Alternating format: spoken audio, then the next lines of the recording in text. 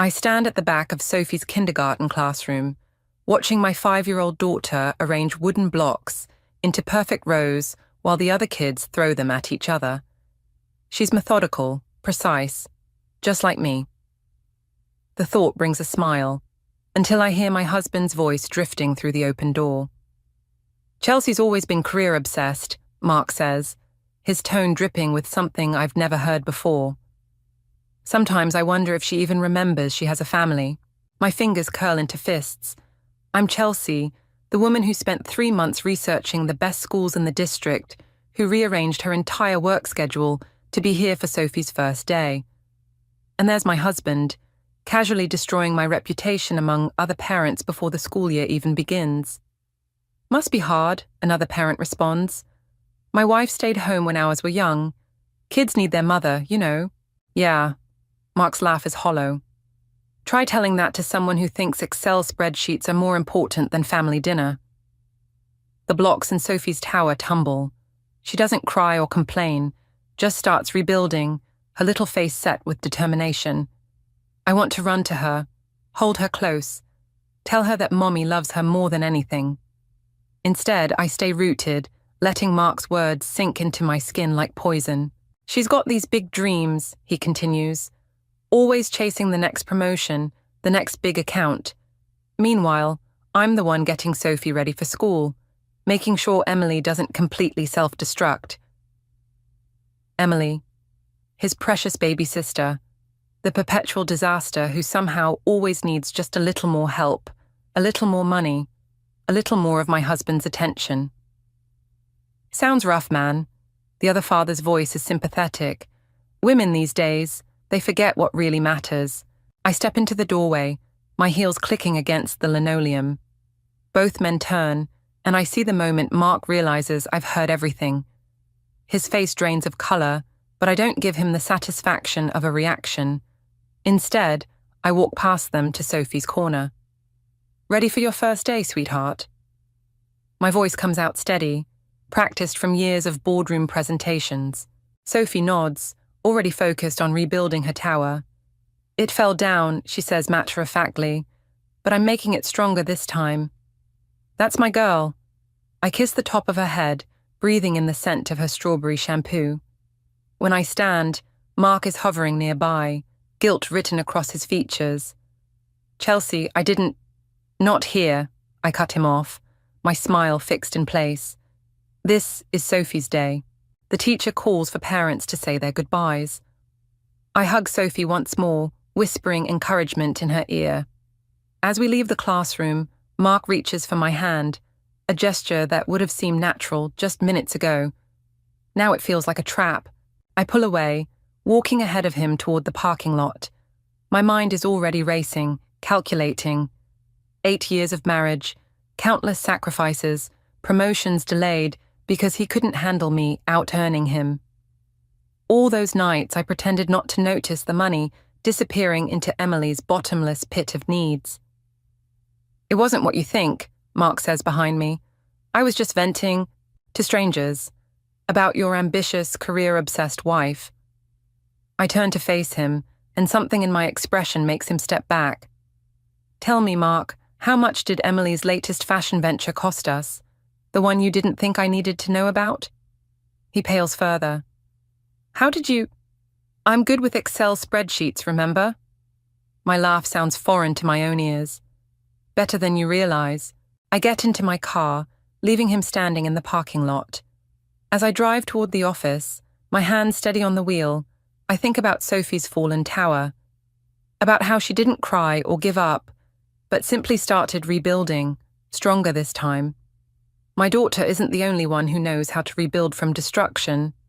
And unlike her innocent tower of blocks, what I'm about to construct will be designed for one purpose: to make my husband regret every word he spoke today. The designer handbag hits the dinner table with a thud, making the wine glasses tremble. Emily beams at us like she's just discovered electricity, not dropped 2 months' salary on leather and brass hardware. Isn't it gorgeous? She runs her fingers along the stitching. Limited edition, only 50 made worldwide. I take another sip of wine, calculating the cost in my head. 3,000, minimum, probably closer to 5. Mark shifts in his chair beside me, and I wonder if he's doing the same math.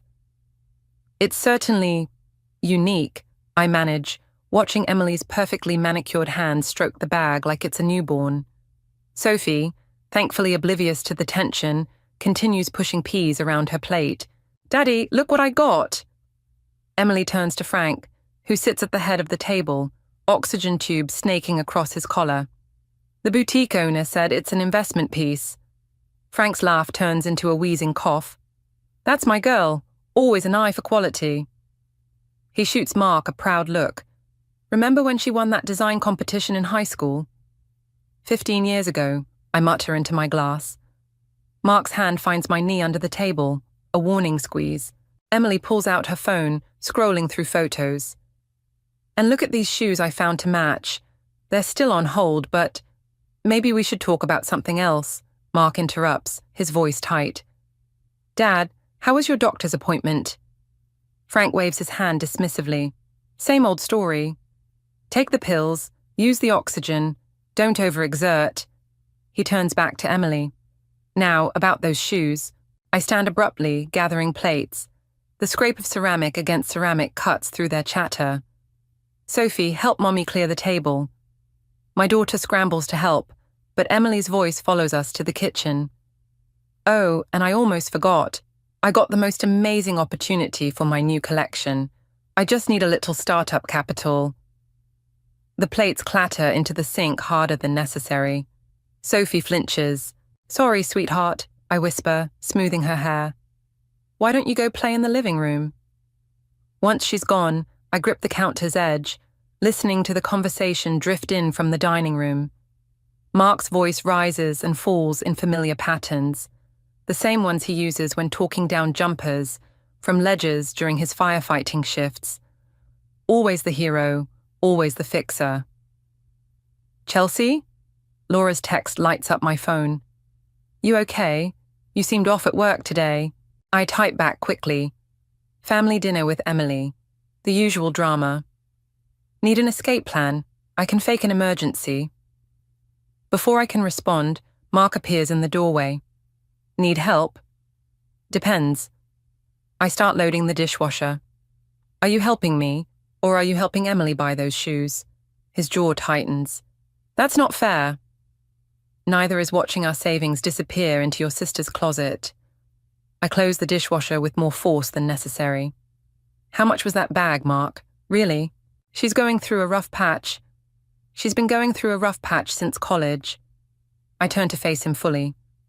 "Meanwhile, Sophie's college fund sits untouched because you keep—" "Everything okay in here?" Emily appears, that damn bag still clutched to her chest. Her smile is sweet, but her eyes are calculating. "I thought I heard raised voices." "Everything's fine," Mark says quickly. "Chelsea's just tired from work." I laugh, the sound sharp enough to make both of them flinch.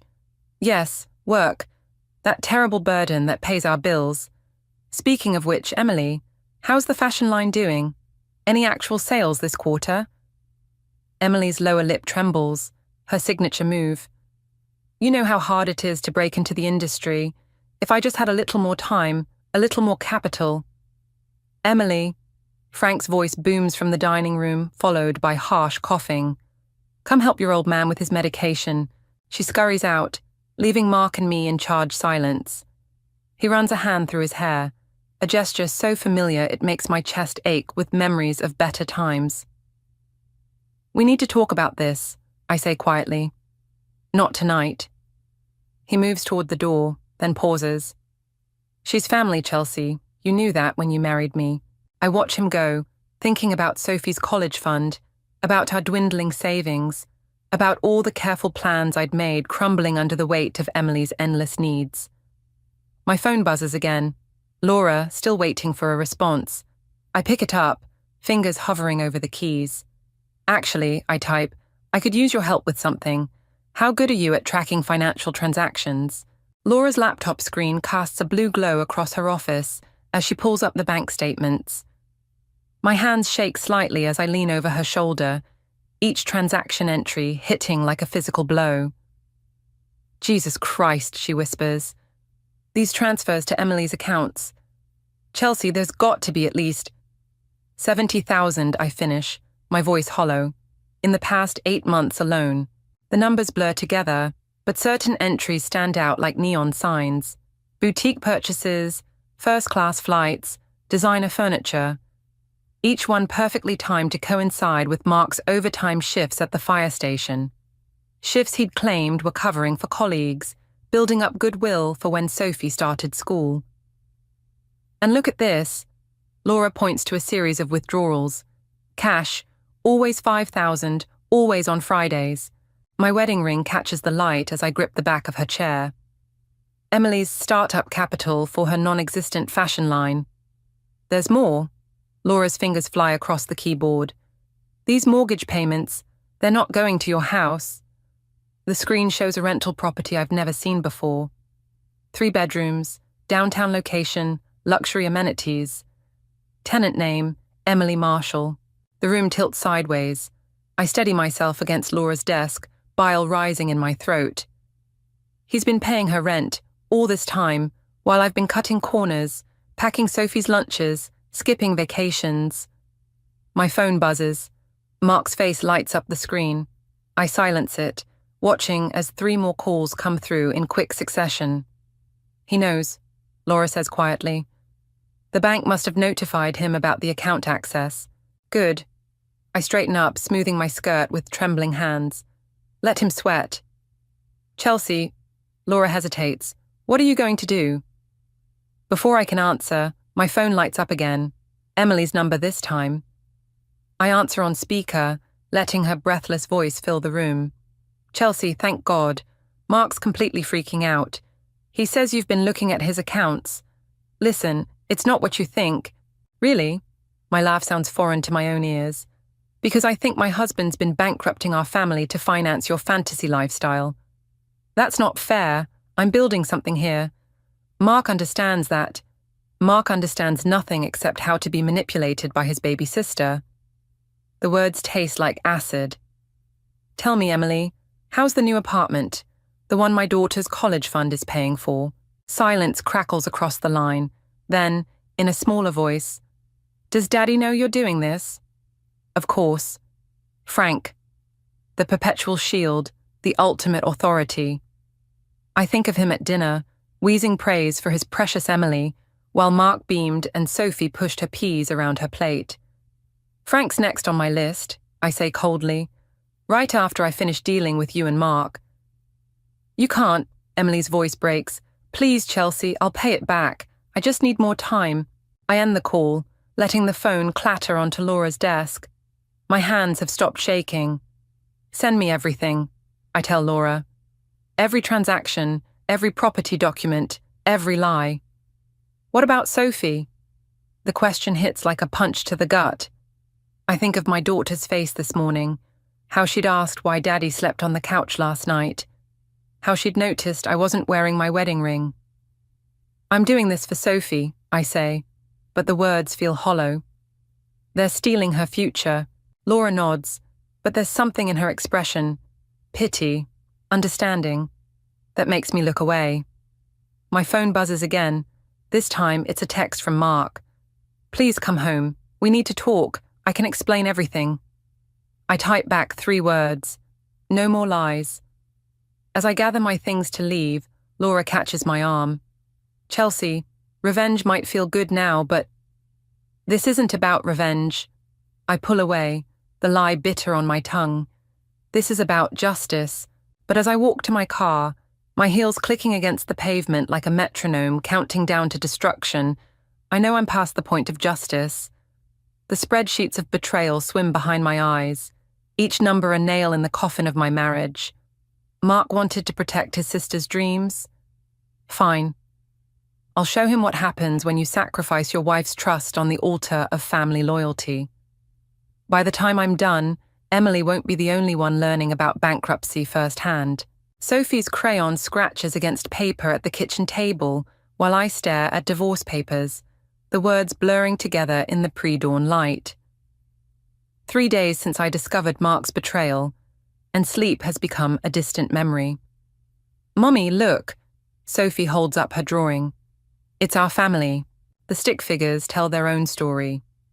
Mark and Emily standing together, Frank in his chair with his oxygen tank, me off to the side, smaller than the others.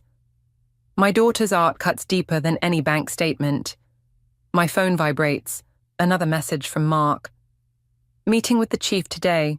Please don't do this. Think about Sophie. The irony burns. I delete it without responding, just as Laura walks through the door with coffee and a manila envelope. You look terrible, she says, sliding a cup toward me. Thanks. I gesture to Sophie. Sweetie, why don't you go watch cartoons while Mummy talks to Aunt Laura? Once Sophie's gone, Laura opens the envelope. You were right about Frank. Look at these transfer records. The papers show a pattern I hadn't noticed before. Every time Emily received money from Mark, a similar amount moved from her account to Frank's private medical fund. He's using her, I whisper, and she's using Mark, and Mark's using our savings. There's more. Laura pulls out another document. Remember that luxury apartment? It's not just Emily living there. My coffee goes cold as I scan the lease agreement. 2 names, Emily Marshall and Frank Marshall. He moved in with her 6 months ago, Laura explains, right after his last hospitalization. The pieces click together like a twisted puzzle.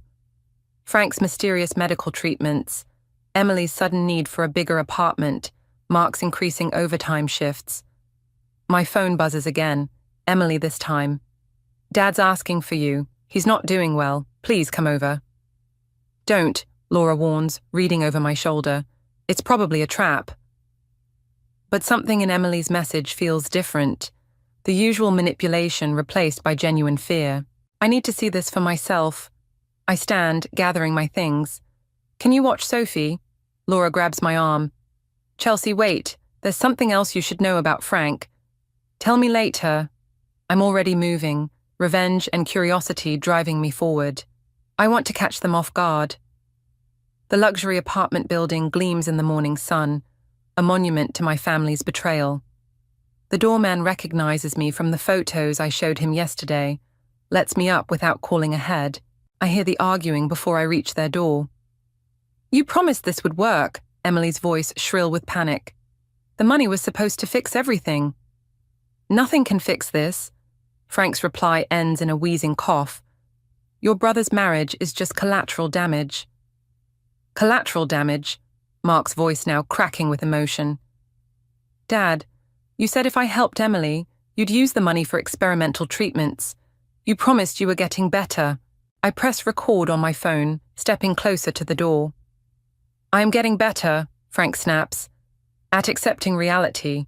This family's legacy matters more than your wife's bank account. Legacy? Emily sounds hysterical. You mean the money you're gambling away at private clubs? I followed you last night. I saw everything. The sound of something shattering. Frank's voice turns dangerous. You ungrateful little... I push the door open. 3 heads snap toward me, faces pale with shock. The luxury apartment is a mess of medical equipment and designer clothes, oxygen tanks next to shopping bags. Chelsea. Mark steps forward, tears in his eyes. I can explain. Save it. I hold up my phone, still recording. I think Frank should explain instead, starting with where my daughter's college fund really went. Frank struggles to his feet, oxygen tube trailing behind him. You have no right. I have every right. My voice is ice. You used your children's love to fund your gambling addiction, made them think they were helping you get better while you threw everything away. Emily sinks onto the designer couch, her perfect facade crumbling. Daddy, tell me she's lying. But Frank's face says everything. Mark stumbles backward like he's been hit, knocking over an oxygen tank. The hiss of escaping air fills the silence. I look at my broken family, the manipulative father, the deceived son, the enabling daughter, each of them trapped in roles they can't escape. My phone buzzes one last time. Laura's message makes my blood freeze. Don't confront them yet. Just found proof Frank's gambling debts are to dangerous people. Get out of there now. Too late. Heavy footsteps sound in the hallway behind me. and Frank's expression shifts from guilt to something like triumph. Right on time, he wheezes. Now, we can all discuss this like family. The email to Mark's fire chief sits in my drafts folder, attachment icons blinking like warning lights, financial records, text messages, proof of his overtime lies, everything needed to destroy his career with a single click. My office phone rings. Chief Harrison's office returning your call, Mrs. Marshall. I stare at the send button. Tell him I'll call back. Laura appears in my doorway as I hang up. You're hesitating. I'm strategizing. The words taste like copper in my mouth. There's a difference. Really? She drops a newspaper on my desk. The headline makes my stomach lurch. Local firefighter under investigation for gambling debts. I didn't leak this, I say, but Laura's already shaking her head. Frank did. Called in an anonymous tip after your confrontation yesterday. He's burning everything down before you can. My phone buzzes with Mark's number. When I don't answer, a text follows. Those men who showed up at Dad's apartment, they're dangerous people. Emily's missing. Please call me. Laura reads over my shoulder. Chelsea, maybe we should slow down. Like they slowed down while stealing Sophie's future. I pull up the email draft again. Frank wants to play with fire. Let's see how he likes getting burned. Speaking of Sophie, Laura hesitates. The school called. She had another anxiety attack today. The words hit like physical blows.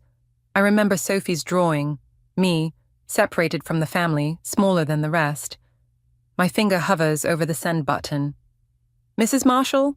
My assistant's voice crackles through the intercom. There's an Emily Marshall here to see you. I look up to find Emily already pushing through my office door, mascara streaked down her face, designer clothes wrinkled like she slept in them. You have to help me, she says, clutching her phone. They're going to kill him. Who? Dad's bookies. They came to collect this morning. She thrusts her phone at me. The screen shows Frank in his apartment, 2 men in suits standing over him. The timestamp, 20 minutes ago. That's not my problem. They mentioned Sophie. Emily's voice cracks. Said they know where she goes to school. The email draft blurs on my screen. I think of Sophie's anxiety attacks, her growing fear of going to school. Had she sensed something watching her? Why should I believe you? I stand, my legs unsteady. This could be another manipulation, because I recorded everything. Emily pulls out a USB drive. Dad's confessions, the gambling, how he used Mark and me. I was going to expose him myself, but then they showed up and... Laura grabs the drive. I'll verify it. My phone buzzes again. Mark. They're taking Dad to the casino. Last chance to end this before it gets worse. You know what happens next, Emily says quietly.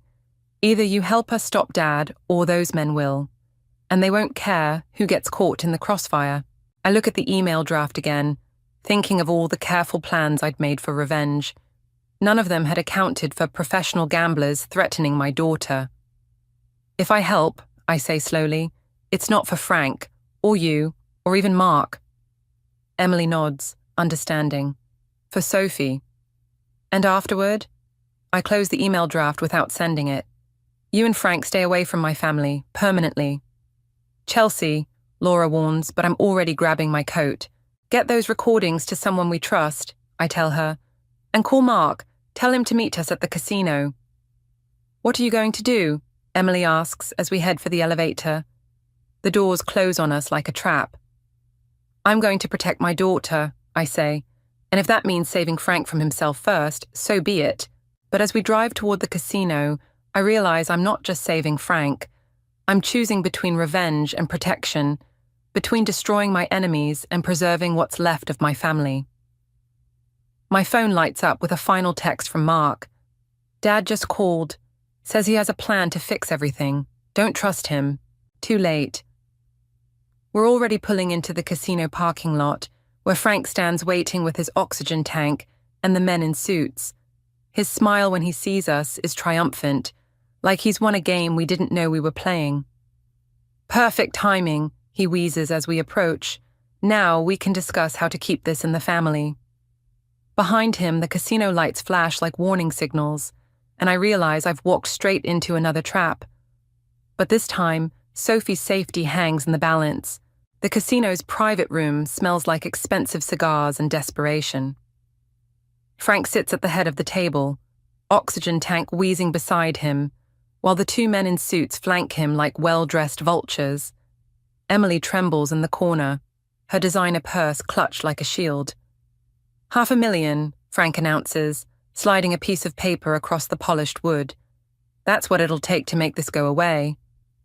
I don't touch the paper. You mean that's what you lost? What I invested, he corrects, eyes glinting, in our family's future. Mark bursts through the door, still in his firefighter uniform. His face goes slack when he sees the men in suits. Dad, what have you done? What you couldn't. Frank's laugh turns into a cough. Your wife has the resources to fix this, don't you, Chelsea? The larger suit steps forward. Mr. Marshall's debt needs to be settled tonight. One way or another. I think of Sophie at Laura's house, probably drawing another family portrait. Would she draw me even smaller this time, or leave me out entirely? You're right, I say quietly. I do have resources. Emily makes a small, hopeful sound. Mark starts to speak, but I cut him off. I have proof of every transaction, every lie, every theft. I pull out my phone, showing the screen. One call and the FBI's financial crimes unit gets everything. The smaller suit moves toward me, but Frank raises his hand. She's bluffing. Try me. My finger hovers over the contact. I'd rather see everyone go down than give you another cent. You'd destroy your daughter's family? Frank wheezes. You already did that. I turn to Mark. Tell him what the chief said today. Mark's voice cracks. They're suspending me, pending investigation. Because someone leaked those gambling debts, Emily whispers. Daddy, you promised. I promised to protect this family. Frank slams his hand on the table. Everything I did was to secure our legacy. By stealing Sophie's college fund, I laugh, the sound sharp enough to make Emily flinch. By forcing Mark to choose between his sister and his daughter. The suits exchange glances. The larger one speaks. Mr. Marshall, you said this would be handled quietly. It will be. Frank's eyes narrow. Because Chelsea here is going to transfer the money right now. Unless she wants Sophie to learn what happens to families that don't pay their debts. The threat hangs in the air like smoke. Mark steps between me and the suits, his firefighter's instinct to protect still strong, despite everything. Nobody's threatening my daughter, he growls. Your daughter? Frank laughs again.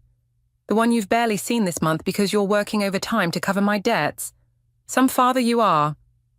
Mark lunges forward, but Emily screams. Stop! Please, just stop! She pulls something from her purse, a recorder. I have everything. The threats, the manipulation, all of it. Her hands shake as she holds it out. I won't let you hurt anyone else, Daddy. Frank's face contorts. You ungrateful little... The door bursts open again. Laura stands there with 2 police officers, her face grim. Got it all on tape, Chelsea, including that threat against Sophie. Time seems to freeze. Frank's oxygen tank wheezes in the silence. The suits move toward the door, but the officers block their path. You set me up, Frank says softly. His eyes find mine, and for a moment, I see something like respect there. Well played, but as the officers move in, reading rights and snapping handcuffs, I feel no triumph. Just emptiness. Mark stands frozen, watching his father being led away. Emily sobs in the corner. Our family, shattered beyond repair. My phone buzzes, a text from Laura's husband. Sophie keeps asking when you're coming home. She won't stop crying. The victory turns to ashes in my mouth. I've won everything and lost everything at once. Frank will face justice, but Sophie will grow up with a grandfather in prison, an aunt in ruins, and parents who may never trust each other again. Mark touches my arm, the first time he's reached for me in weeks. What now? I look at him, really look at him, and see not the man who betrayed me, but the boy still desperate for his father's approval. The same approval Sophie seeks in her drawings. Now? My voice sounds distant to my own ears. Now we see what's left to save. But as we walk out of the casino into the cold night air, I wonder if there's anything left to save at all. The visitation room at the county jail feels smaller than my office bathroom. Frank sits across from me, orange jumpsuit stark against his pale skin, oxygen tank replaced by prison-issued nasal cannula. 2 weeks in custody have aged him a decade. Laura sends her regards, I say, sliding a folder across the metal table. She wanted me to show you these personally. His hands shake as he opens it. Inside are photos. Laura's husband at their country club, with Frank's bookie, surveillance footage of cash exchanges, text messages about Sophie's school schedule. You weren't the only one playing both sides, I continue. Laura's husband lost everything to those same bookies 5 years ago. She's been tracking them ever since. Frank's laugh turns into a wheezing cough. So the loyal friend was just another player in the game? Like father, like daughter. I pull out Emily's USB drive. She wasn't just recording your confessions. She was gathering evidence for the FBI's ongoing investigation. Turns out her fashion business was the perfect cover for monitoring illegal gambling operations. The color drains from his face. Emily wouldn't. She did. The moment you threatened Sophie. I lean forward. That's the thing about manipulation, Frank. Eventually, people learn from the master. The door opens. Emily walks in, designer clothes replaced by a federal agent's badge. Mark follows, still in his firefighter uniform, his face carved from stone. "Hello, Daddy," Emily says softly. "Ready to make your statement?" Frank's hands curl into fists. "You ungrateful—" "Choose your next words carefully," Mark interrupts. "They're being recorded." Everything was for this family. Frank slams his palms on the table. The gambling, the debts, I was building connections, securing our future. By stealing Sophie's future, my voice stays eerily calm. By forcing Mark to compromise his integrity. By using Emily's guilt to turn her into your unwitting informant. I made her stronger. Frank's eyes dart between us. I made all of you stronger. Emily places a recorder on the table. No, you made us bitter, suspicious, unable to trust. She presses play. Frank's voice fills the room, discussing payment schedules with his bookie, mentioning Sophie's school. The FBI has been watching your bookie for months, she continues. All they needed was someone on the inside, someone with a believable cover story and access to the right social circles. A fashion designer with expensive taste, I add. Desperate for Daddy's approval, Frank slumps in his chair, defeat finally crossing his face. How long? Since the first time you used my business to launder money, Emily says. 3 years of collecting evidence, watching you destroy our family piece by piece. Mark steps forward. The fire department reinstated me. Turns out being an unwitting pawn in an FBI investigation looks better than being a willing accomplice to fraud. And Sophie? Frank's voice cracks. We'll grow up knowing her father chose justice over loyalty, I say. That her aunt found her courage. That sometimes protecting family means standing against them. Frank looks at each of us. The daughter he manipulated, the son he betrayed, the daughter-in-law he underestimated. And what happens now? Now? Emily picks up the recorder. Now you give us everything. Names, dates, transactions. Every person you dragged into your web of debts and threats. And if I refuse, I stand, straightening my jacket. Then Sophie grows up visiting her grandfather in maximum security instead of minimum. Your choice. Always the negotiator, Frank says quietly. I taught you well. No, I correct him. You taught me what not to be. Emily, Mark, he's all yours. I walk toward the door, but Frank's voice stops me. Chelsea, was any of it real? The family dinners, the holidays, the traditions. Looking back, I see not the manipulative patriarch, but a broken man facing the consequences of his choices. The love was real, I say finally. That's what made the betrayal possible. As I leave, I hear Emily beginning the formal interview, Mark's steady presence beside her. My phone buzzes. A text from Laura. Sophie's drawing again. This time, everyone's the same size. Outside the prison, the sun feels warmer somehow. In destroying Frank's web of lies, we'd built something stronger. Truth, accountability, justice. Not the revenge I'd originally sought, but maybe something better. My daughter would grow up understanding that sometimes the greatest act of love is refusing to be manipulated by it. The courtroom empties slowly after Frank's sentencing, but I stay seated, watching him shuffle out in chains. His oxygen tank wheezes with each step, a familiar sound that no longer stirs any emotion in me. 10 years, Mark says beside me, plus restitution. The money doesn't matter anymore. I gather my things, avoiding his gaze. Sophie's college fund is secure. I made sure of that. Emily appears in the doorway, her FBI badge catching the light. The task force found 3 more victims, families Frank manipulated through their children's private school connections. Always the perfect grandfather, I murmur, until the mask slipped. Outside, autumn wind whips leaves across the courthouse steps. Mark reaches for my arm, then thinks better of it. Chelsea, about the divorce papers. I'm not signing them. The word surprised us both. Not yet. Why? I think of Sophie's latest drawing, pinned to our refrigerator. The family's still separated, but now with bridges sketched between the figures in wobbly crayon lines. Because Sophie's smarter than all of us, I say. She sees the bridges we're too angry to build. Emily shifts uncomfortably. I should go. There's still paperwork. Stay. The word comes out sharper than intended. You're part of this too. The lies, the manipulation, the eventual truth. We all played our roles.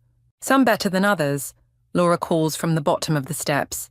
She holds up a manila envelope. Final report from the financial investigation. Thought you'd want to see it first. I take the envelope but don't open it. How long did you know? About your husband's connection to Frank's bookies? Long enough to recognize the patterns. Laura's smile is tired. Long enough to want someone else to expose them. You used me, I say quietly. I helped you find the truth. There's a difference. Mark's phone buzzes. Sophie's school.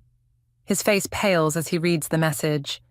She had another anxiety attack, asked for both of us this time. The envelope in my hand suddenly weighs nothing. All the evidence, all the victories, all the revenge, none of it matters compared to those crayon bridges. Emily, I turn to my sister-in-law. The FBI can wait. Come with us. Why would you want? Because Sophie draws you in her pictures too. And maybe it's time we all learn to see through her eyes. The drive to school is silent, heavy with unspoken words.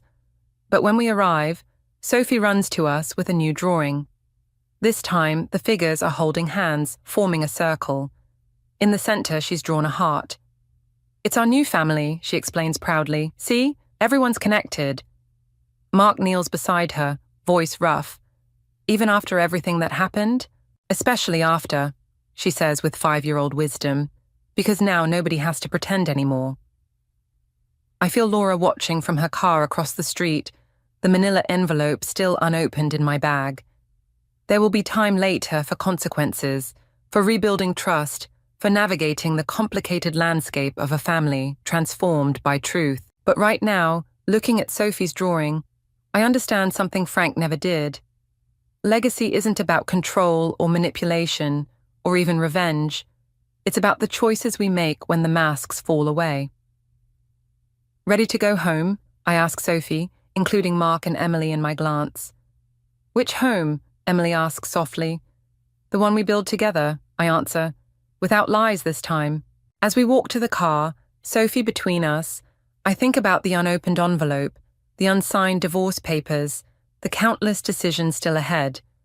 We're not healed. Maybe we never will be completely.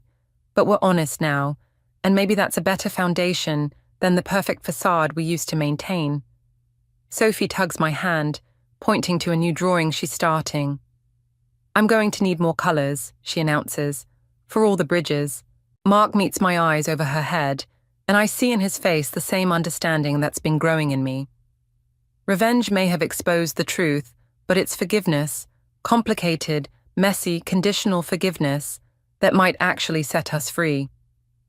I squeezed Sophie's hand, thinking of Frank in his prison cell, still believing he was protecting his legacy. He never understood that real legacy isn't what you control. It's what you choose to rebuild from the ashes of control's failure.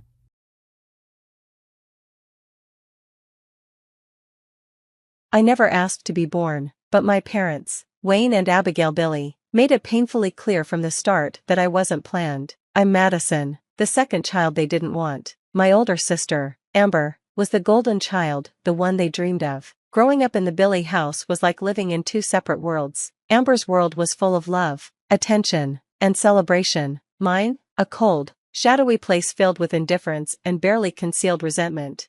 I still remember my 8th birthday as if it happened yesterday. I woke up hopeful, daring to believe this year might be different. Maybe this time they'd remember, maybe they'd care. But when I came downstairs, my parents were seated at the kitchen table, engrossed in a conversation about Amber's upcoming dance recital. "Morning," I said, trying to keep the hope from my voice. Mom looked up briefly, her expression blank. "Oh, Madison, your cereal's in the cupboard."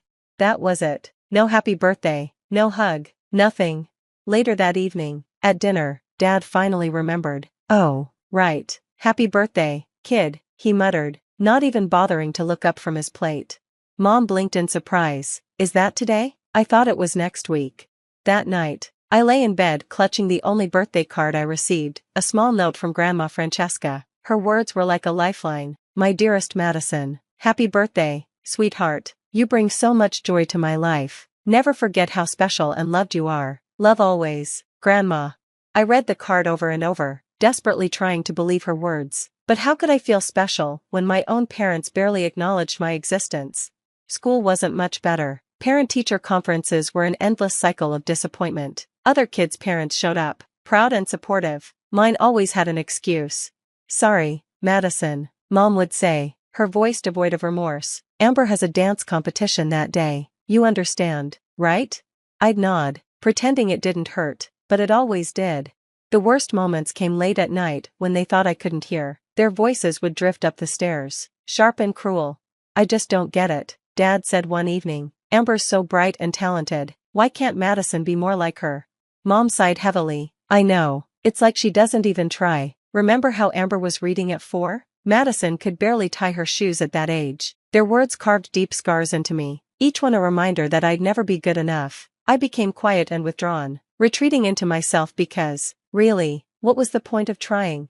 The only person who truly saw me was Grandma Francesca. Every visit to her cozy little house felt like stepping into a different world, a world where I was loved and heard, a world where I could just be. When I was 13, I hit my breaking point. Home had become unbearable, and I knew I couldn't stay. One day, tears streaming down my face, I went to Grandma. "Grandma," I whispered, my voice trembling, Can I live with you?" Her answer was immediate, her embrace warm and unwavering. "Oh, sweetheart," she said, pulling me close, "you'll always have a home with me, and one day, everything I have will be yours." I melted into her arms, feeling safe for the first time in years. I didn't care about inheriting anything, I just wanted to feel loved. When my parents found out, their reactions were predictably indifferent. "That tiny house?" Dad scoffed. "She works at a library for peanuts. What could she possibly offer you?" Mom just shrugged, relief evident in her voice. "Well, if that's what you want, it'll make things easier for us." Their apathy stung, but it also reassured me that I was making the right choice. They didn't value Grandma's love, but I did. Living with Grandma wasn't easy, money was tight, and we often struggled to make ends meet, but none of that mattered. For the first time, I felt cherished. Grandma attended every school event, always sitting in the front row, cheering me on. My drawings covered her fridge, and she'd proudly tell everyone about her brilliant granddaughter. Under her care, I began to thrive. The shy, quiet girl I had been slowly disappeared. I made friends, joined clubs, and my grades improved. Love and support had transformed me. Everything seemed to be falling into place, until one crisp autumn afternoon when Grandma came home looking unusually emotional. Her smile was there, but her eyes brimmed with tears. "Madison, sweetheart," she said, her voice trembling, "we need to talk. It's about my sister, Marilyn. She passed away." I barely remembered Aunt Marilyn, a wealthy and distant businesswoman. "I'm so sorry, Grandma," I said, taking her hand. She squeezed it tightly. "There's more, Madison. Marilyn, she left me everything, her entire fortune. We're millionaires now, sweetheart, multimillionaires." The news spread quickly. It didn't take long for my parents to reappear, knocking on our door one evening. When Grandma opened it, there they stood, Wayne and Abigail Billy, their eyes shiny with tears. "Francesca, Madison," Mom said, her voice trembling in a way I'd never heard before, "we've made a terrible mistake." Dad nodded, looking unusually humble. "We've been awful parents, truly awful, but we've realized how wrong we were, and we want to make things right." I stood frozen. The same people who had ignored me for years were now pleading for a second chance. "Please, Madison," Mom said, her voice trembling as she reached out to me. "Come home. Let us be the family we should have been all along." I turned to Grandma, my heart heavy with uncertainty. She gave me a kind, reassuring smile. "It's your decision, sweetheart," she said softly. "Whatever you choose, I'll support you." After days of agonizing over it, I decided to give them another chance. With Grandma's blessing, I packed my things and returned to the Billy house. At first, it felt like a dream come true. Mom and Dad were attentive and loving, coming to every school event and cheering me on. They gave me thoughtful gifts, not expensive, but ones that showed they were paying attention to what I liked. We even started having family game nights. I'll never forget the first time Dad ruffled my hair after I won at Monopoly, saying, "That's my girl." The warmth that spread through me was indescribable. The biggest surprise was bedtime. Mom began tucking me in every night, something I'd always dreamed of as a little girl. She'd smooth my hair and kiss my forehead. "Good night, sweetheart," she'd whisper. "We love you so much." Even Amber seemed different. She included me in her plans, introduced me to her friends, and gave me advice about boys and makeup. I wanted so badly to believe it was real, that my family had truly changed and finally saw me for who I was. But a tiny voice in the back of my mind whispered doubts. Why now? Why only after Grandma came into money? I pushed those thoughts aside, determined to enjoy the loving family life I'd always dreamed of. I called Grandma often, excitedly sharing how happy I was. She always sounded glad for me, but there was a hint of caution in her voice.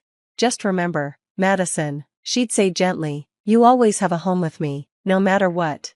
Life settled into a new routine. Amber, always the golden child, graduated high school with honors and went off to a prestigious college. Grandma moved into a beautiful new house, finally retiring from her job at the library. And me? I was thriving, doing well in school, with close friends, and even dating Caleb, a boy from my chemistry class. One Thursday evening, I had a date with Caleb at the local diner. I spent hours getting ready, changing outfits and redoing my makeup, feeling nervous but excited. But as I sat waiting at the diner, my phone buzzed. "Sorry, Madison, something came up, can't make it tonight." Disappointment sank in, and I left the diner early, heading home. The house was quiet when I arrived, so I used my key to avoid waking anyone. As I walked past Dad's study, I heard voices. I was about to announce my return when Mom's voice stopped me cold. "I don't know how much longer I can keep up this act," she said, her tone sharp with frustration. "I never wanted her in the first place, and pretending to love her is exhausting." I froze, my heart hammering. Pretending to love me? Dad's response turned my stomach. "We just have to be patient. Once Mom passes, all the money will go to Madison. If we play our cards right, we can convince her to share it with us. Just think of the life we could have." Their words shattered me. Every moment of love and acceptance had been a lie, a calculated performance for Grandma's fortune. Tears welled up as the truth sunk in, crushing the fragile hope I'd been clinging to. I took out my phone and hit record, unable to stop myself from capturing their betrayal. When I couldn't bear to listen any longer, I walked back to the front door, took a deep breath, and slammed it loudly. "I'm home," I called out, forcing my voice to sound steady. Mom and Dad appeared almost instantly, their faces plastered with smiles and fake concern. "Madison, sweetie, you're back early," Mom said, her brow furrowed in what I now recognized as insincere worry. "Everything okay?" "Yeah," I muttered. "Caleb canceled. Something came up." Their reactions were perfect, too perfect. Mom clicked her tongue sympathetically, and Dad gave me a reassuring pat on the shoulder. I had to fight the urge to recoil from his touch. That night, I lay awake for hours, their cruel words replaying in my mind. By morning, I had made my decision. After they left the house, I packed a duffel bag with my clothes and a few meaningful keepsakes. Without looking back, I left the Billy house and went straight to Grandma's. When she opened the door and saw me standing there with my bag, her eyes widened. "Madison, what's wrong, sweetheart?" I couldn't hold it in any longer. Tears poured down my face as I pulled out my phone and played the recording. As Grandma listened, her expression shifted: shock, disbelief, and finally, a deep, simmering anger. "Those conniving, heartless," she stopped herself, taking a deep breath before looking at me with soft, loving eyes. "Don't you worry, honey, we'll give them a surprise they'll never forget." She pulled me into a tight hug, and for the first time since hearing that awful conversation, I felt safe. That evening, my phone buzzed incessantly, calls and messages from Mom, Dad, and even Amber. At first, I ignored them, but eventually, I answered. "Hello," I said, my voice cold. "Madison," Mom's frantic voice came through. "Where are you? We've been so worried." I almost laughed at the irony. "I'm with Grandma," I replied calmly, "and we'd like to invite you all over tomorrow for a family conversation." There was a long silence before Mom stammered. "Of course, we'll be there, Madison. Honey, whatever's wrong, we'll fix it." I hung up before she could continue. Fix it? They had no idea what was coming. The next evening, the air was heavy with tension as the doorbell rang. Grandma gave my hand a reassuring squeeze before answering. Wayne and Abigail Billy stepped inside, their faces full of fake concern and affection. "Madison, sweetheart," Mom began, reaching out to me. I stepped back, watching confusion flicker across her face. Grandma's voice was calm but firm. "Please, have a seat. We have a lot to discuss." As they sat down, Dad's eyes darted around, taking in the signs of wealth. "Mom, what's this about? Is everything okay?" Without a word, I placed my phone on the table and pressed play. Their voices filled the room, cold, calculating, and damning. The effect was immediate. The color drained from their faces as they sat, wide-eyed and speechless. When the recording ended, the silence was deafening. Then they both began speaking at once, their voices a jumble of excuses and apologies. Grandma raised her hand, silencing them. When she spoke, her voice trembled with disappointment and barely controlled anger. "I hoped, truly believed, that you had changed," she said, her words deliberate and heavy. The realization was a tidal wave, washing over my parents as Grandma delivered her verdict. "I had considered dividing my estate among all of you," she said, her voice unwavering, "but now I see clearly, everything I have will go to Madison, alone." Their faces fell, struck by the full weight of her words. Panic flickered in their eyes as the reality of their failed scheme set in. It wasn't just the money they'd lost, but also any chance of being part of a family grounded in love and trust. "Please, you have to understand," Mom's voice cracked, tears streaming down her face. "We made mistakes, but we love Madison. We can fix this." She reached out, desperation etched into every word. When begging failed to soften Grandma's resolve, their tone turned venomous. Dad's face twisted with fury. "You can't do this. We're her parents, we have rights. We'll make sure you never see her again, Francesca." Their threats didn't faze me. For the first time, I felt a calm certainty about what I needed to do. "I'm filing for emancipation," I said, my voice steady. "Grandma will be my legal guardian. You won't have any control over me anymore." The shock on their faces would have been almost comical if it weren't so tragic. They looked between me and Grandma, realization dawning that their carefully laid plans had not just crumbled, they had completely backfired. "I think it's time for you to leave," Grandma said firmly, her tone brooking no argument. She stood and gestured toward the door. After a moment of hesitation, they left, their defeat palpable. When the door closed behind them, I released a shaky breath I hadn't realized I was holding. Grandma enveloped me in a warm hug, and for the first time in days, I felt a glimmer of peace. The weeks following the confrontation were a whirlwind of legal proceedings. Grandma hired the best lawyers to help secure my emancipation and transfer guardianship to her. I had naively believed my parents would step aside once their deceit was exposed. I was wrong. Wayne and Abigail fought bitterly to retain control, clinging to the hope of accessing Grandma's wealth. But the evidence against them was overwhelming. Years of neglect and emotional abuse became the foundation of our case. Teachers from my schools testified about their absence, how they never came to parent-teacher conferences or attended my school events. My third-grade teacher, Mrs. Randy, recounted the time I won the spelling bee, and no one from my family showed up to celebrate. Even neighbors came forward, painting a stark contrast between the extravagant parties my sister Amber enjoyed and my overlooked birthdays. The final hearing came quickly. To my surprise, Amber walked into the courtroom, slipping quietly into the back. When she took the stand, her testimony dismantled the last remnants of my parents' defense. "Yes, Your Honor," Amber said, her voice calm and deliberate. "I knew about my parents' plan to use Madison to gain access to Grandma's money. The sudden kindness, the sisterly bonding, it was all part of the act." The courtroom buzzed with whispers. I sat frozen, struggling to process her words. She met my gaze briefly, and for a moment, I thought I saw regret in her eyes. But it was too late. Her admission was the final blow, severing any hope of reconciliation. The judge's decision was swift and unequivocal. Grandma was granted full guardianship, and I was emancipated from Wayne and Abigail Billy. As we left the courthouse, I felt an overwhelming sense of relief. For the first time in my life, I was free. The mansion I now called home became more than just a physical refuge, it was a sanctuary where I could heal and rebuild. Grandma's love was a constant, her encouragement a beacon as I navigated my new life. I poured myself into my studies, no longer burdened by the need to prove my worth to indifferent parents. For the first time, I was living for myself. Grandma supported me in every way she could, offering opportunities one had only dreamed of. But it was her unwavering belief in me that truly changed my life. "You can be anything you want to be, Madison," she'd say, her eyes sparkling with pride. "The world is yours." Together, we traveled the globe. In England, I fell in love with art and architecture. On a safari in Africa, I discovered a passion for wildlife photography. Each experience unearthed new facets of myself, helping me grow into the person I was always meant to be. But the most transformative work happened in the quiet office of Dr. Lucas, my therapist.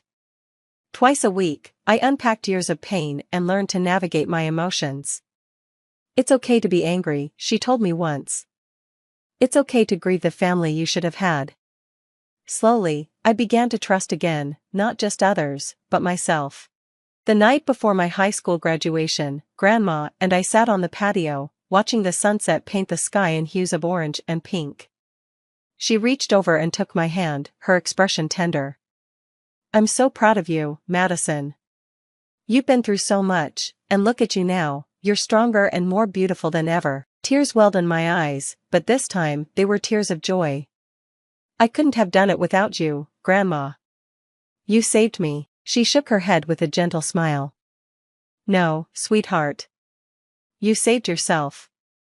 I just gave you the space to do it." The next day, as I stood on the stage accepting my diploma, I heard Grandma's cheers above everyone else's. A wave of peace washed over me. My past no longer defined me. Instead, it had forged me into someone stronger, ready to embrace the future. Looking out at the crowd, my eyes met Grandma's.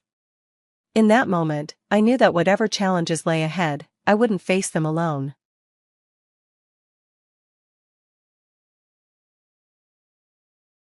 For as long as I can remember, I felt like I wasn't enough. My parents never said it outright, but they didn't have to. The look in their eyes when I was born, hoping for a boy, said it all. When my sister Laura came along 4 years later, the truth was undeniable. I was Mary, their firstborn daughter, and I wasn't what they had wanted. I once overheard Mom telling Dad, "Maybe the next one will be a boy," after Laura's birth, but there would be no next one. Complications during Laura's delivery meant Mom couldn't have more children. Their dream of a son vanished, replaced by the hope that one day their daughters might give them grandsons instead. Growing up in our small suburban home, I watched Laura effortlessly charm everyone around her. With a flash of her big brown eyes, she could get whatever she wanted. Our parents melted like butter, doting on her every whim. I, on the other hand, learned early on that I wouldn't get the same attention. So, I became independent, focusing on taking care of myself while Laura basked in the spotlight. We had everything we needed: clothes, food, a safe home, and a good education, but love and warmth felt scarce, at least for me. Over time, I stopped expecting it. I built emotional walls and got used to standing on my own. During my senior year of high school, I announced at dinner, "I'm going to study economics." Mom paused, her fork hovering midair. Are you sure, honey? That's such a technical field. Dad nodded in agreement. What about teaching or nursing? Something more suitable for a young lady. I've already been accepted to State University, I replied, refusing to back down. I even got a partial scholarship. Mom sighed. Well, it's your choice, she said, her disappointment palpable. By then, I'd stopped letting it hurt. Across the table, Laura smirked. I'm thinking of studying psychology, she announced, her voice sugary sweet. Mom and Dad lit up. That's wonderful, sweetheart, Mom gushed. You've always been so good with people. I pushed my peas around my plate, letting their voices fade into the background. I had long since given up trying to earn their approval. Instead, I focused on the future and the freedom college would bring. I met Scott during my third year at State University, a senior in the economics department. He literally bumped into me at the library, sending my statistics textbook crashing to the floor. Professor Timothy's macroeconomics class, right? He asked, handing me the book. I've seen you ask all the smart questions. I blushed. Yeah, that's me, the one who drags class out with questions, not annoying at all. He smiled. Actually, I was wondering if you'd like to grab coffee sometime. I could tell you about the upper-level courses you'll take next year. That coffee turned into dinner, then movie nights, and before long, we were inseparable. For the first time, someone truly saw me. Scott didn't compare me to anyone else. He liked me for who I was. After he graduated, Scott got a job at Anderson Consulting. While I stayed to finish my degree, he waited for me, and when I graduated, we moved into a small downtown apartment. It wasn't fancy, but it was ours. When I introduced him to my parents, their reaction surprised me. Scott, Mom practically squealed, we're so happy to finally meet you. Will you be joining us for Thanksgiving, Christmas? Dad clapped him on the shoulder. Son, we've heard so much about you. Tell me about your job. Mary says you're in finance.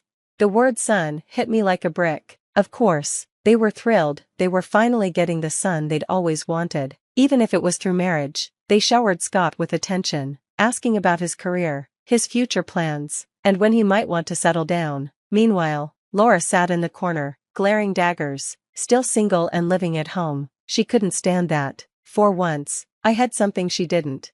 A year later, during a quiet dinner at home, Scott proposed. I said yes without hesitation. Despite my parents' insistence on a big wedding, we chose a small, intimate ceremony. It's your big day, Mom argued. Don't you want something more special? This is special, I told her firmly. For once, I didn't care if it wasn't what she wanted, it was what I wanted. The ceremony was perfect. Surrounded by close friends and family in a small garden, Scott and I exchanged vows and celebrated with a simple dinner reception. It felt right to begin our married life in the same modest apartment where we had built so much together. After our honeymoon, the questions started. So, when can we expect some good news? Mom asked, her eyes shining with expectation. We're saving for a house first, I explained repeatedly. We want to be financially stable before starting a family. Dad shook his head. Your mother and I didn't have much when we started out, and we managed just fine.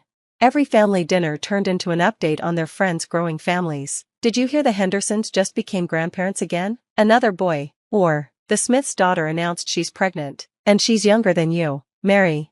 After 3 years of saving, Scott and I finally bought our first house. It wasn't fancy, but it was ours, or at least, ours and the bank's. The moment we signed the mortgage papers, I braced for the baby questions to intensify.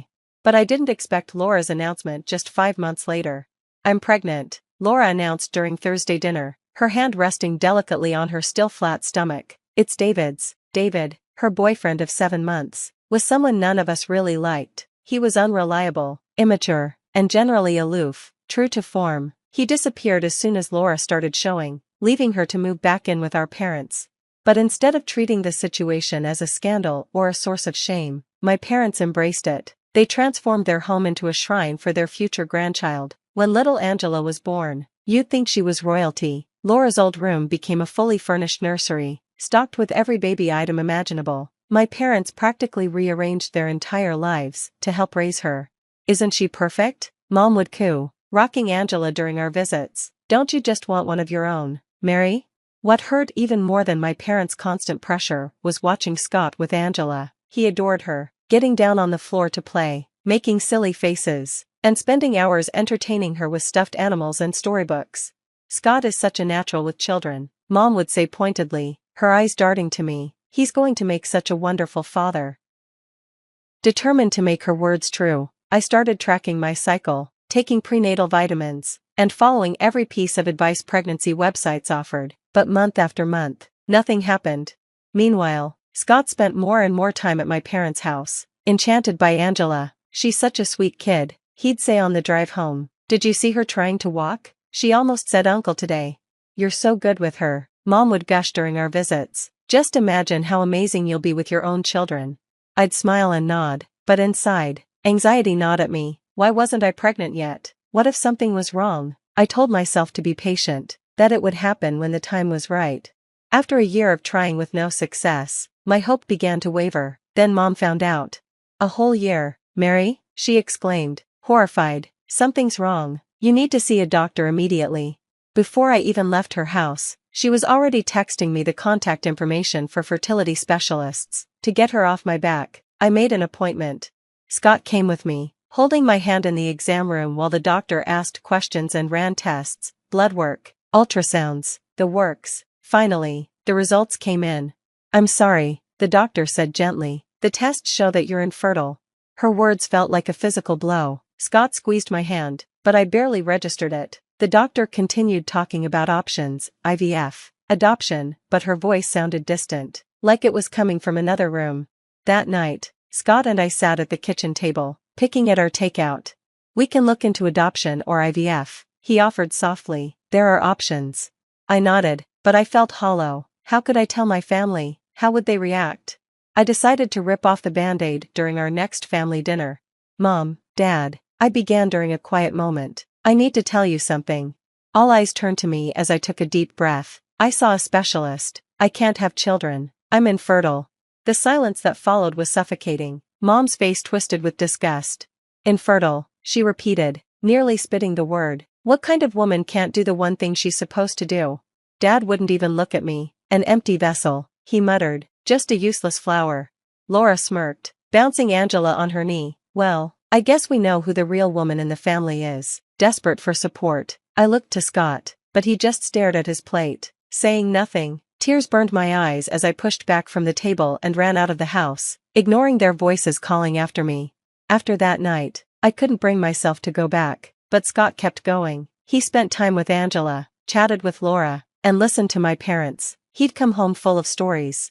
Angela learned a new song today, he'd say. You should have seen her dancing around the living room. Or, Laura made this amazing lasagna, she's really getting good at cooking. Each word was a knife in my heart. At night, I'd lie awake next to him, listening to his steady breathing, wondering if he resented me for not being able to give him children. The guilt consumed me, and it only got worse when he came home with that wistful look in his eyes after playing with Angela. Then came the day everything fell apart. It was a regular Saturday. I came home early from work, arms full of Scott's favorite Chinese takeout, but the house was dark and empty. His car wasn't in the driveway, which wasn't unusual, but something felt off. I called his phone, no answer. I called again, but it went straight to voicemail. Then my phone buzzed with a notification. Laura Thompson posted a new photo. I usually ignored her posts, but something made me click this time. My stomach dropped as the image loaded. Scott sitting on my parents' couch, Angela in his lap, and Laura pressed up against his side. All three were grinning at the camera. The caption read, "Family time with my favorite people." My hand shook as I grabbed my car keys. The logical part of my mind tried to reason that there could be an innocent explanation, but deep down, I knew better. The driveway was packed, Mom's car, Dad's truck, and Scott's sedan. The front door was unlocked. As always, I slipped inside quietly, my heart pounding so hard I thought it might burst. Voices floated from the living room. "Scott, you know we already think of you as a son," Mom was saying, "and you deserve to be happy. You've been amazing with Angela."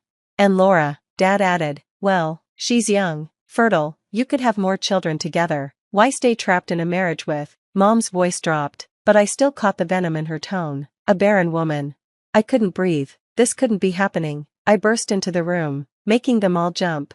The scene before me was a nightmare. My parents and Laura on one couch, Scott in Dad's armchair, and Angela playing on the floor between them. They looked like one big happy family, planning to cut me out. "What the hell is going on here?" I demanded, my voice trembling with fury. Scott looked ashamed, at least he had the decency for that, but my parents didn't even flinch. Mary, Mom said, standing up with her chin held high, we're just having an honest discussion about what's best for everyone. Best for everyone? I repeated, my voice rising. You're trying to convince my husband to leave me for my sister? Well, someone has to think about his future, Dad snapped. You can't give him what he wants, what he deserves. Laura can. I turned to Scott, my heart breaking. Scott? I'm sorry, Mary, he said quietly, still not meeting my eyes, but, they're right. I want children, a family, and I've developed feelings for Laura. Laura smirked, placing her hand on Scott's arm. You don't belong here anymore, she said smugly. This is my family now. I looked around the room, my dad's stern disapproval, my mom's cold satisfaction, Laura's triumphant smile, and Scott's guilty expression. Years of marriage and a lifetime of family ties meant nothing to them. Without another word, I turned and walked out. At home, I packed a suitcase in a daze, leaving a simple note for Scott. File for divorce. My lawyer will contact yours. The divorce was swift and impersonal. We split everything evenly. I moved into a small apartment across town, burying myself in work to forget the pain, but social media wouldn't let me. One morning during a coffee break, a coworker gasped at her phone. Oh my God, Mary, I'm so sorry, I forgot to unfollow your sister. She tried to hide her screen, but it was too late. I saw it, Laura in a lavish white wedding dress, Scott at her side in a tux, and my parents smiling proudly. It's fine, I said, though it wasn't. I hoped they were happy. 2 years later, another post appeared. Welcome baby Shirley. My replacement had given them the child they always wanted. Scott now had his perfect family, Angela, whom he'd adopted, and a new baby with Laura. That day, I deleted all my social media. Life has a funny way of surprising you. One Sunday, I was grocery shopping when my cart accidentally bumped into someone else's. I'm so sorry, a deep voice said. I looked up into the kindest brown eyes I'd ever seen. I'm Steven, he said, helping me pick up my scattered groceries. Can I buy you coffee to make up for being a klutz? One coffee turned into dinner, then dating. Before I knew it, I was falling in love again. This time, I promised to be honest. I need to tell you something, I said one night. 7 months into our relationship, I can't have children. I'm infertile. Steven took my hands, his eyes steady. Mary, I love you. If we want kids someday, we'll adopt, or we won't. It doesn't matter. I just want you. We married in a small courthouse ceremony, no family drama, no grand expectations, just love. A year into our marriage, I started feeling strange, nausea in the mornings, dizziness at random times. Steven insisted I see a doctor. Congratulations, the doctor said, smiling. You're pregnant. I stared at her, stunned. That's impossible. I'm infertile. I have the tests to prove it. She smiled gently. Sometimes the human body surprises us. Even in cases of diagnosed infertility, pregnancies happen. That night, Steven and I cried tears of joy and disbelief. We didn't tell my family. They'd lost the right to share in my happiness.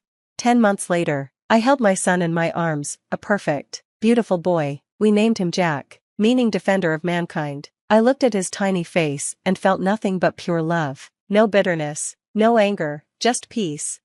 Life settled into a happy rhythm. Jack thrived, and Steven was the most devoted father. We rarely went out, but one night we decided to celebrate Steven's promotion at a downtown Italian restaurant. That's when I saw them.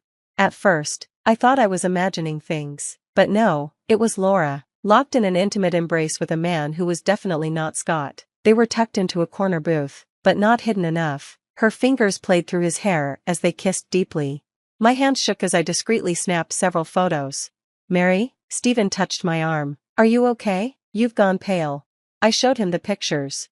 That's Laura, I said, with someone who isn't her husband. Are you going to send them to him? He asked. My finger hovered over the send button. It would be so easy. One click and I could destroy their perfect little family, just as they had destroyed mine. But I shook my head, saving the photos to a secure folder. No, I said quietly, I'm better than them. A year later, we visited a friend in my old neighborhood and decided to walk to a nearby park. Rounding a corner, we ran into them, Mom, Dad, Laura, and Scott, loading groceries into their car. We saw each other at the same time. Their first reaction was to look away, pretending we were strangers, but then their eyes fell on Jack, who was holding my hand and chatting about his toy truck. Mom froze. Who is this? She stammered. I could have ignored them. I probably should have, but I didn't. This is my son, Jack, I said calmly. Laura laughed harshly. Oh, please, everyone knows you can't have kids. Which agency did you adopt him from? I met her gaze evenly. I gave birth to him 4 years ago. No adoption agency involved. That's impossible, Mom whispered. The doctors were wrong, I said, cutting her off. It happens sometimes. Rare, but it happens. And here's the proof. I gestured to Jack, who stared curiously at the strangers. Dad's eyes widened. A grandson, he breathed. We have a grandson. He stepped forward, and Mom followed, her arms outstretched like she had every right to embrace my child. I stepped in front of Jack. No, I said firmly, you don't get to do this. You threw me away like garbage. You lost the right to be in my life, or his. Laura's face turned red as she saw their attention shift to Jack. Oh, get over yourself, Mary, she spat. So you popped out one kid. Big deal. I still won. I got your husband. Gave him a real family. Face it, I'm better than you'll ever be. Calmly, I pulled out my phone. Speaking of family, Laura, why don't you tell everyone about your extracurricular activities? Her face blanched. What are you talking about? Scott asked, narrowing his eyes. I held out my phone, showing him the photos. Here's your loving wife with someone else, I said. Scott's face darkened as he grabbed the phone. Mom and Dad crowded around, their mouths falling open.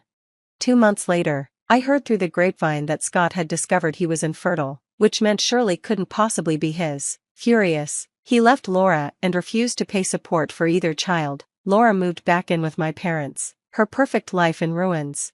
They tried to reach out to me after that. Please, Mary, Mom begged one day through my door, let us be part of Jack's life. He's our only grandson. You should have thought of that, I replied, before you called me an empty vessel. Actions have consequences. Stephen stood beside me. Family isn't about DNA, he said later as we watched Jack build with his blocks. It's about love, respect, and loyalty. Looking at my little family, I knew he was right. We had everything we needed. The family I built was the one I was meant to have. And I wouldn't trade it for the world.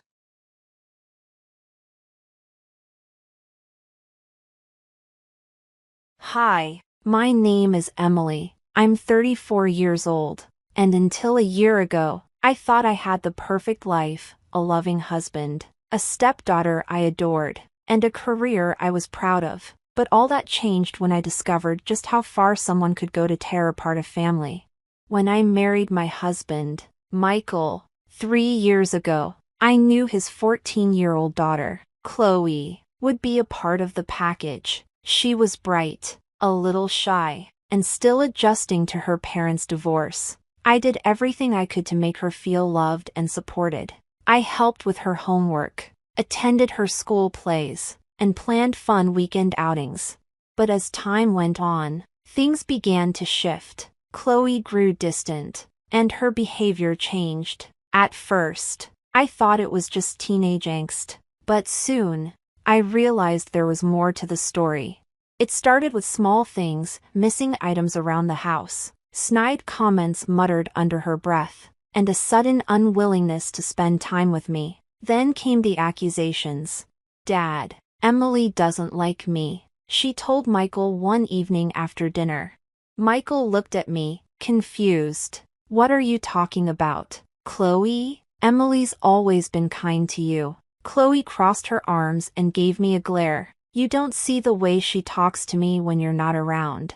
I was stunned. Chloe, that's not true. I've never said anything mean to you. But the doubt was already planted in Michael's mind. Over the next few months, Chloe's accusations escalated. She claimed I ignored her, blamed her for things I didn't do, and even made up stories about me yelling at her when Michael wasn't home. One night, Michael confronted me. Emily, Chloe says you've been treating her unfairly. What's going on? I felt like I was losing my grip on reality. Michael, none of that is true. I don't know why she's saying these things. He sighed, running a hand through his hair. I don't know what to believe anymore. The tension in our home was unbearable. Michael was caught between his daughter and me, and no matter how much I tried to prove my innocence, Chloe always found a way to make me look like the villain. The final straw came on Chloe's 15th birthday. I had spent weeks planning a special day for her, a surprise party with all her friends, her favorite cake, and decorations in her favorite colors. But when she walked in, instead of being happy, she burst into tears. "Why did you do this without asking me?" she sobbed. "You ruined everything." Michael rushed to her side, glaring at me. "Emily, why would you plan something she didn't want?" I was heartbroken. I thought she'd like it. I was trying to make her happy.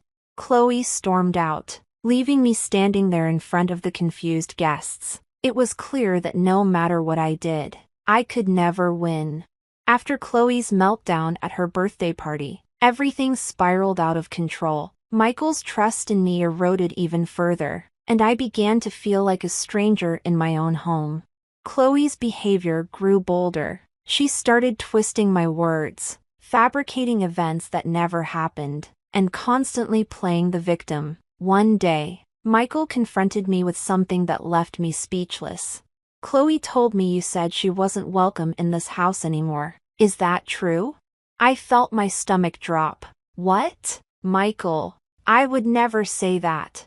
She said you told her yesterday, after I left for work." He pressed, his tone sharp. "Michael, I've spent the last 2 days preparing her favorite meal and cleaning up for her study group. Why would I do that if I didn't want her here?" But no matter how much I tried to explain, Chloe's tears and trembling voice always seemed to win him over.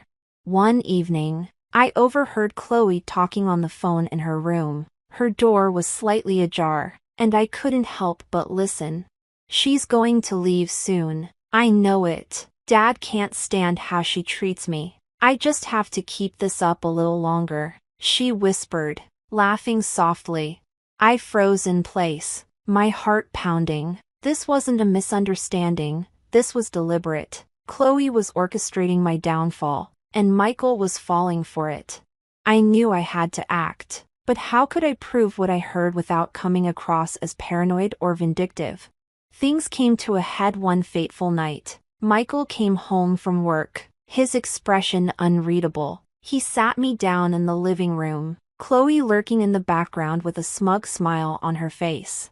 "Emily, I can't do this anymore," he said, his voice trembling. "Chloe feels unsafe around you, and I can't have that in my house. I think it's best if you stay somewhere else for a while." Tears welled up in my eyes. "Michael, are you serious? You're asking me to leave because of lies she's telling you?" "I don't know what's true anymore," he admitted, looking away.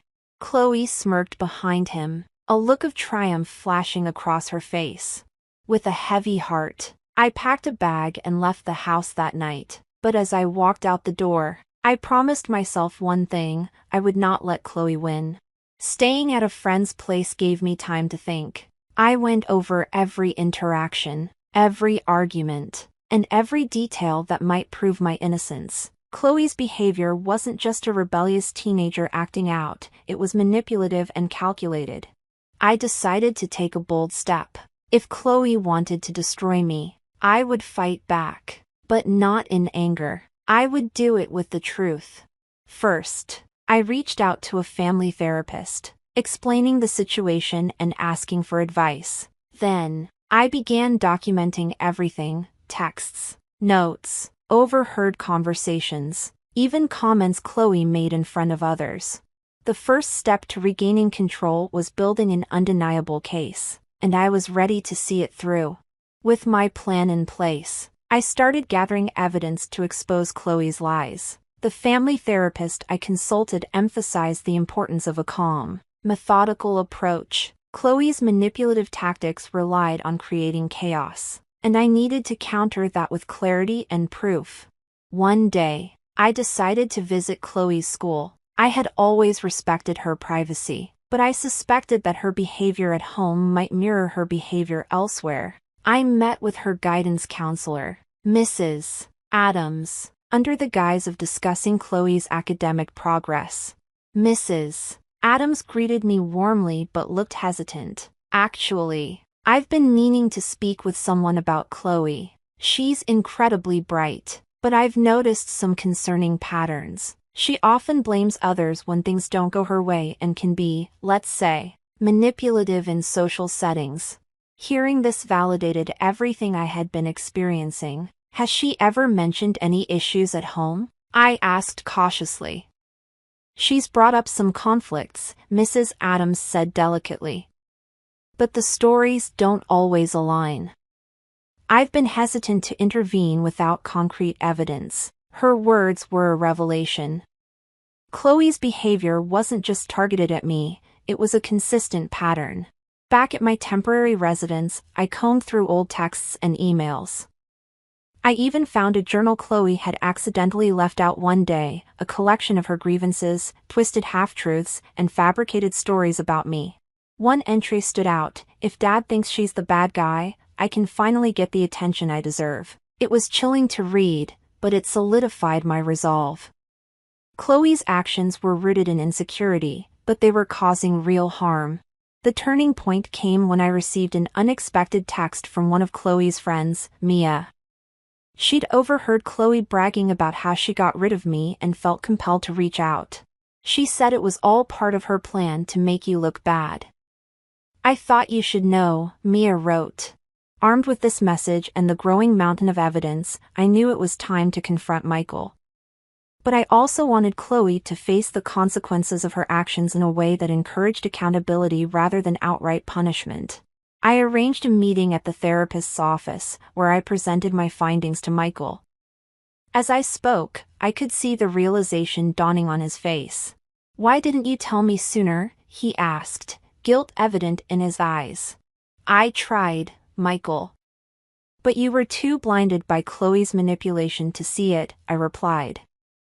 "I love her, but this behavior has to stop, for everyone's sake." When Chloe was brought into the session, her initial defiance quickly crumbled under the weight of the evidence.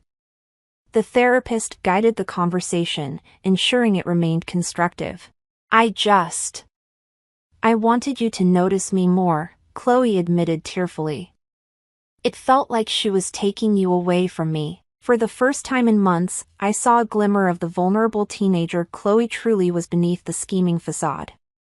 It was clear she needed help, and as a family, we committed to getting it for her. But I also made it clear, I wouldn't tolerate being treated as a scapegoat anymore. Boundaries were set, and Michael apologized profusely for doubting me. The confrontation in the therapist's office marked a turning point, but it wasn't the end of the journey, it was only the beginning. Michael was overcome with remorse for his earlier behavior. He took me out to dinner to apologize properly, away from the tension of home. "I should have trusted you," he admitted, his voice heavy with guilt. I let Chloe's words cloud my judgment because I was so scared of losing her too. "I see now how much I've hurt you." Hearing those words felt like a balm on my wounds, but trust isn't repaired with an apology alone. I told him, "I'm willing to try, but we both need to work on rebuilding what we've lost." He agreed, and for the first time in months, I felt like we were truly on the same team. With therapy, Chloe began to open up about her feelings of abandonment after her mother left. Her manipulative behavior was a misguided cry for attention and control. While her progress was slow, there were signs of change. She began apologizing more sincerely and even took steps to mend our relationship. One evening, she handed me a card that read, "I'm sorry for what I did. I hope we can start over." It wasn't perfect, but it was a start. I also had to establish firm boundaries. Chloe needed to understand that manipulation wouldn't be tolerated. Michael and I agreed to a united front, no more taking sides. We created family rules, one of which included weekly family dinners where everyone shared their highs and lows of the week. It was awkward at first, but gradually, we found moments of connection. A few months later, Michael surprised me with a weekend getaway. "You deserve a break," he said with a smile. It was a gesture that reminded me of the man I fell in love with. Meanwhile, Chloe continued therapy and slowly began to rebuild her relationships, not just with me but also with her peers. Her transformation wasn't overnight, but she was putting in the work.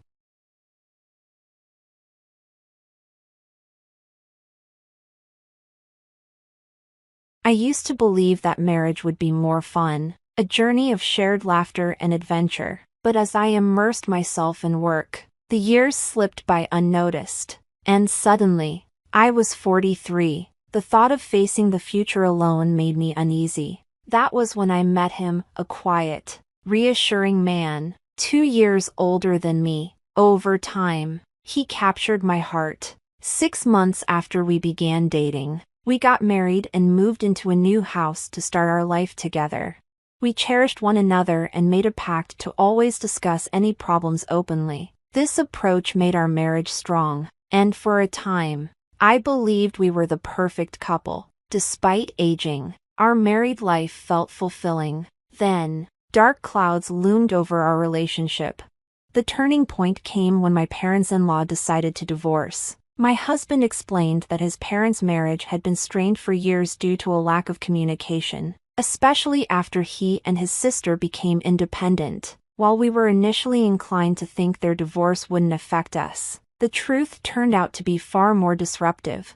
Since my first meeting with my in-laws before marriage, my relationship with my mother-in-law had been challenging. Over time, her dissatisfaction grew. She criticized everything I did, from my cooking to my cleaning schedule. Worse, her disapproval extended to personal attacks, calling my clothing unfashionable and even criticizing my appearance. It felt like she despised my very existence. To cope, I minimized interactions with her, a strategy my husband supported. Still, I worried her hostility might escalate after the divorce. Then there was my sister-in-law, who lived with my parents-in-law, unmarried and in her 40s. She had no steady job, spending her days idling or working part-time for quick cash. She often borrowed money from my husband and me, claiming it was for small expenses like books or games. While the amounts were modest, the frequency was draining. My husband assured me he would handle it, but my sister-in-law often approached me when I was alone, leaving me unable to refuse. Their behavior became unbearable. Visiting my in-laws felt like walking into an ambush, as though I was a money tree for them to exploit. Gradually, my husband and I distanced ourselves from their home. I dreaded the changes the divorce might bring and silently wished to remain uninvolved. But my hopes were short-lived. Just days after their divorce was finalized, the doorbell rang early one morning at 5 a.m. No less. Half asleep, I wondered who could be visiting at such an ungodly hour. When I opened the door, there they stood, my mother-in-law and sister-in-law, grinning and holding large bags. Instantly, I regretted answering. Surprised, I asked, "What do you need at this early hour?" My mother-in-law ignored my question entirely and said, "You're late. Let us in already." Taken aback, I hurriedly asked, "What's with the bags? Where are you going?" She brushed past me with an air of entitlement. "What do you mean? Where are we going? We're here. We've come to stay." Still groggy from being woken up at 5 a.m., I struggled to process her words. It felt as though they had fled from somewhere. Arriving unannounced with their belongings, they pushed their way into the house, disregarding my confusion and protests. "What happened?" I demanded, blocking their path as best I could. My mother-in-law, looking down on me with disdain, replied as though it were the most obvious thing in the world. "You should already understand. We're moving in. Starting now." "Moving in? What are you talking about? I haven't heard anything about this." I was still groggy, my low morning blood pressure keeping me sluggish. "Even so," I argued. "What situation? Is this about the divorce? But why here? My husband hasn't said anything about this."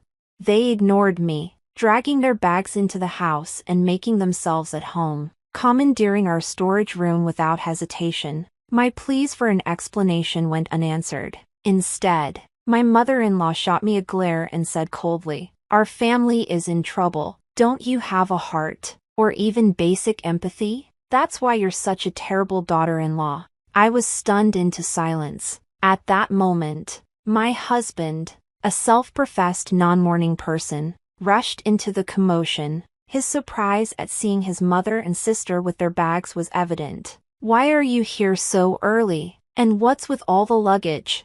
My mother-in-law reiterated her intention to stay, recognizing that my husband was better suited to deal with the situation. I stepped back, though I could hear them beginning to spread their belongings out as if the house were their own.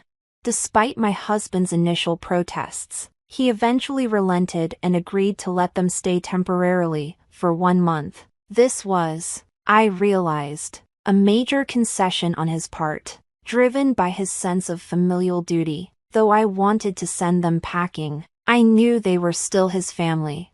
In the days that followed, we cleared out the storage room for their use. I found myself preparing 3 meals a day for them, as though I were running a boarding house. They offered no help whatsoever, instead treating themselves as guests. If meals weren't ready on time, my mother-in-law would make sarcastic remarks like, "Isn't it ready yet? I'm starving." Or does this house take pleasure in keeping its family hungry? I bit my tongue, silently retorting, "How can you be so hungry when all you do is sit around all day?" But I avoided confrontation, knowing it would only lead to more insults.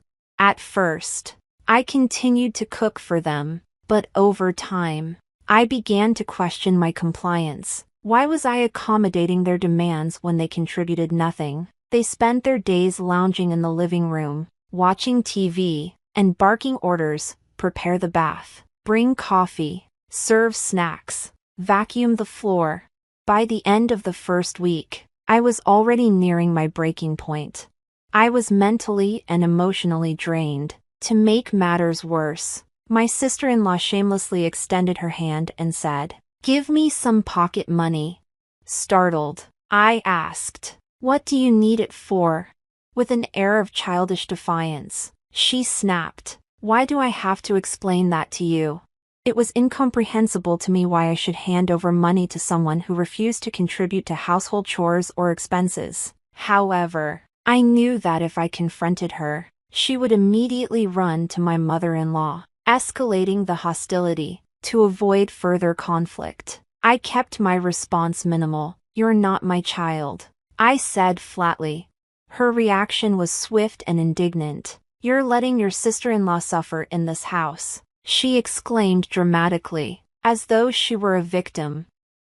Neither my mother-in-law nor my sister-in-law contributed a single penny to the household. The cost of their meals and other expenses fell entirely on us, as if it were a natural obligation. On top of that, their constant demands for pocket money added to our financial burden. Their brazenness was astonishing.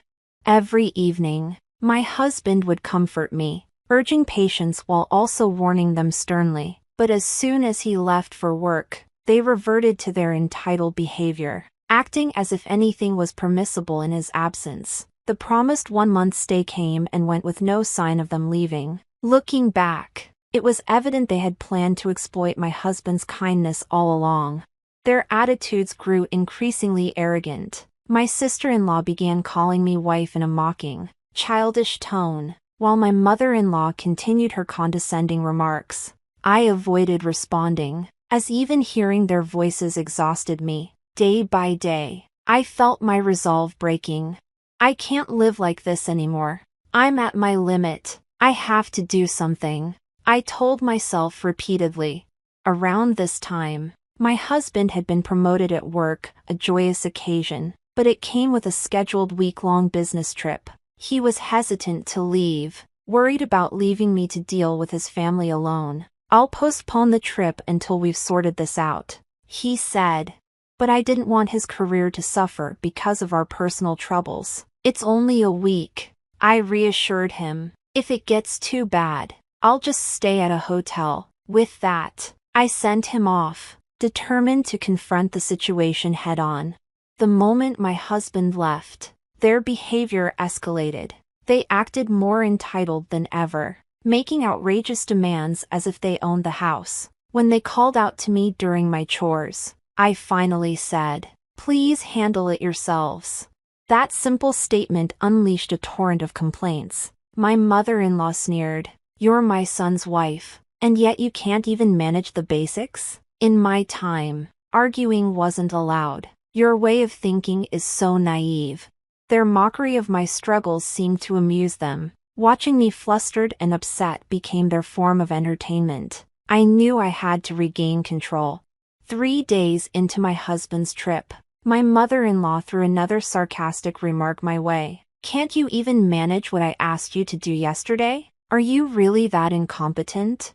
Her tone was biting. Her words meant to provoke. When I stayed silent, she pressed on. "You always look dissatisfied. If you have something to say, just say it already." This was the moment I had been waiting for, a chance to confront them. Taking a deep breath, I finally let out my pent-up frustrations. "Mother," I began calmly but firmly, "it's clear you enjoy tormenting me, but I'm not your maid. At the very least, I expect basic adult manners from you." She looked at me, startled.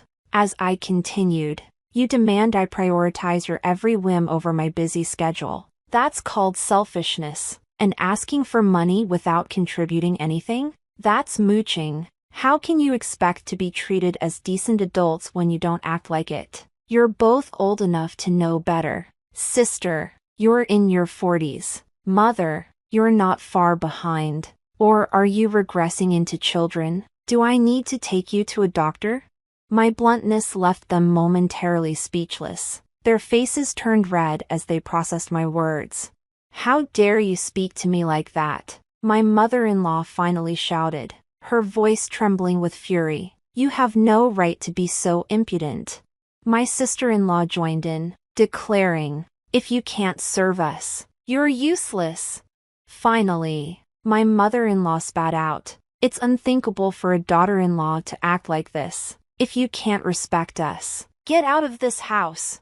I was stunned by the words "get out." This house belonged to my husband and me. The audacity of these freeloaders, who had barged into our home uninvited, now demanding I leave, was beyond belief. But I couldn't afford to lose this battle. I needed a plan, and fast. Then, an idea struck me, a way to turn the situation to my advantage. Though I'd need my husband's consent later, I decided to act swiftly. Feigning remorse, I said, "I'm sorry. My words earlier were too harsh. As an apology, how about I fund a trip for you both? A nice getaway. My treat." As expected, their eyes lit up at the mention of a trip.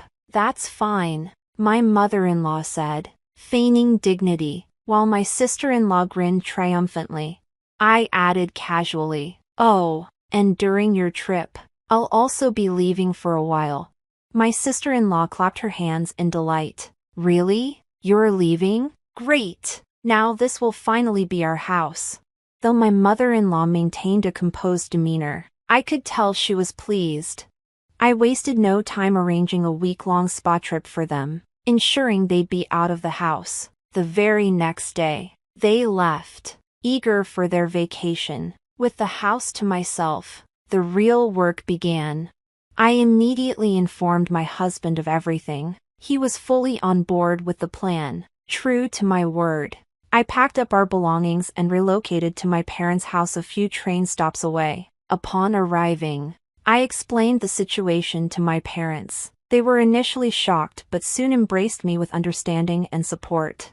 With their help, I arranged for movers to transfer our belongings to a rented storage unit. By the day before my mother-in-law and sister-in-law were due to return, everything was prepared. The house was emptied, and I was mentally and physically ready for the final showdown.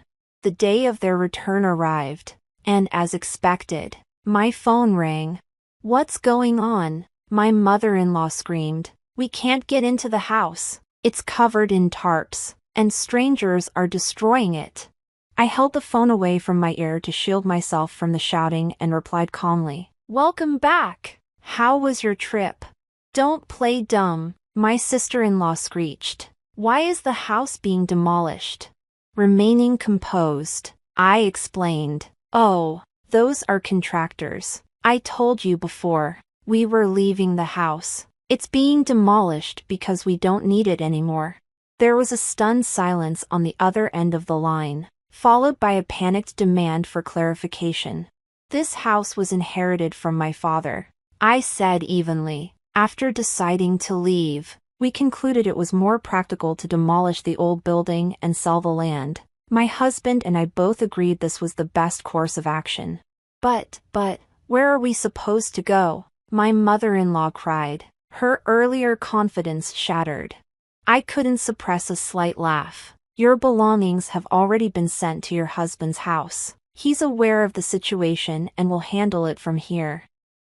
Realizing the gravity of the situation, they panicked further, their voices growing increasingly frantic. I ended the conversation politely but firmly, leaving them to process the reality of their predicament. Later, I learned from my husband that their father had harshly reprimanded them, leaving them with no choice but to spend the night in a nearby motel. When they reached out to my husband for help, his usual calm demeanor gave way to fury. He delivered a strict lecture and declared, "I will no longer have any dealings with either of you." This effectively severed ties between us and them. In the months that followed, my mother-in-law took up a job as a cleaner in a motel, while my sister-in-law juggled part-time jobs, struggling to find stable housing. Their self-centered behavior led to frequent conflicts with relatives and acquaintances who temporarily took them in, resulting in repeated evictions. Meanwhile, my husband and I moved to a new rental property closer to his workplace. It was cozy, peaceful, and a fresh start for us. On the site of our old house, construction began on a new, modern single-family home. Once completed, it will mark the beginning of a new chapter in our lives, one free of unwelcome guests and filled with happiness and tranquility.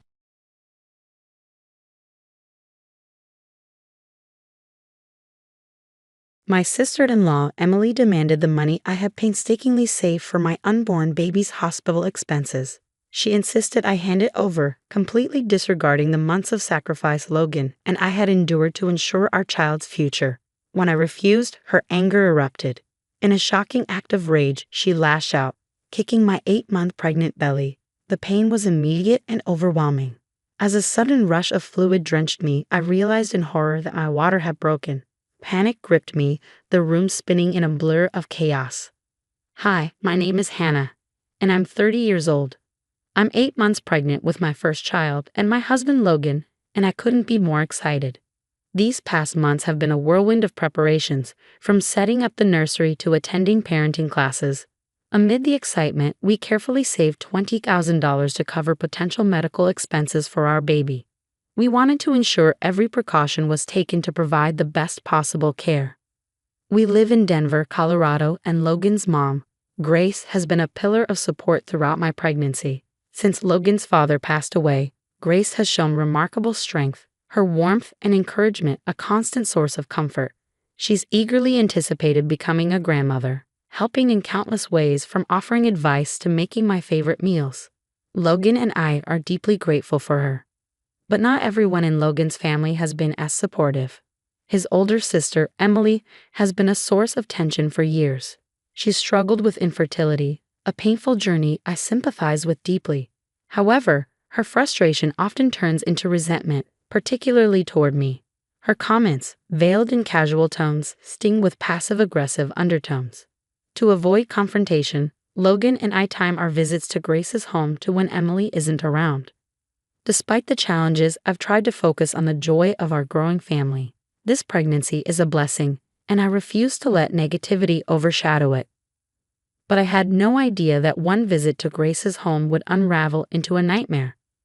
We had planned a relaxing afternoon at Grace's, enjoying her homemade apple pie and taking a break from the hustle of baby preparations. But upon arriving, we were surprised and unsettled to find Emily already there. Her tight-lipped smile was followed by a biting remark. "Still milking this pregnancy, huh? Must be nice to sit back while everyone else works." My heart sank, but Logan stepped in protectively. "That's enough, Emily," he said firmly. "Hannah's 8 months pregnant. She's hardly sitting back and relaxing. Emily feigned innocence with a shrug, but the damage was done. Grace tried to steer the conversation toward lighter topics, but the discomfort lingered like a heavy cloud. A few days later, I visited Grace alone, hoping for a peaceful, uplifting chat. Instead, I was met with another tense encounter. Emily was already there, scrolling on her phone. She barely acknowledged me, her tone cold as she muttered, "Oh, it's you." I ignored the unease and sat cautiously. Emily eventually set her phone aside, her demeanor unusually serious. "I need to talk to you," she said. "What is it?" I asked, bracing myself. Her words hit me like a slap. "I need the $20,000 you saved for your baby's medical expenses." I stared at her stunned. "Emily, that money is for my baby," I said, my voice trembling. "We've been saving for months to prepare for any emergencies." Her expression hardened. "You don't even know if you'll need it," she snapped. "Meanwhile, I'm drowning in debt from fertility treatments. Family is supposed to help each other, but you're being selfish." "I'm sorry for your struggles, Emily," I replied, my voice shaking with a mix of anger and disbelief. "But I can't give you that money. It's for my baby." Before the argument could escalate, Grace entered the room, her cheerful expression fading as she sensed the tension. "What's going on?" she asked, looking between us.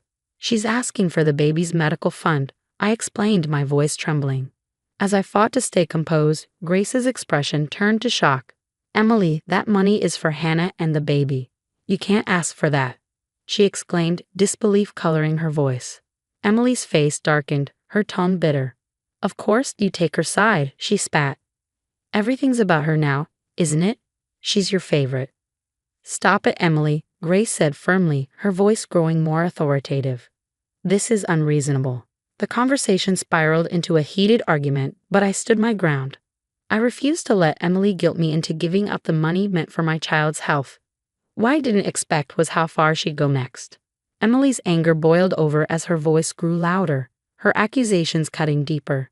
"You have no idea what I've been through," she screamed, her eyes wild with fury. "Do you even understand how hard it is to watch someone else live the life you'll never have?" Taking a steadying breath, I tried to remain calm. "Emily, I'm sorry for your pain, but this isn't fair. I can't give you the money. It's for my baby," I said, my voice trembling but resolute. Emily's face twisted with rage, her words venomous. "You don't deserve any of this," she hissed. "You're just a spoiled little gold digger who got lucky." "Emily, this behavior is unacceptable," Grace interjected, her voice trembling with frustration. Before I could respond, Emily's fury erupted into action. She lunged at me, her movements quick and deliberate. In an instant, her foot connected with my abdomen in a sharp, forceful kick. The pain was searing, and I gasped, clutching my stomach. Time seemed to slow as agony racked my body. Then came the sudden, horrifying rush of fluid. My heart sank as realization hit me. "My water just broke," I whispered, my voice quivering with fear. Grace's scream pierced the air. "What have you done, Emily?" she cried, rushing to my side. Her hands trembled as she tried to steady me. "Hannah, stay with me. I'm calling an ambulance." Emily froze, her face pale as she backed away. "I didn't mean to," she stammered, panic and regret mixing in her voice. "I didn't mean for this to happen." The pain was unbearable, each breath coming in short, desperate gasps. Grace gripped my hand tightly, her voice breaking with emotion. "Help is on the way, Hannah. Just hold on."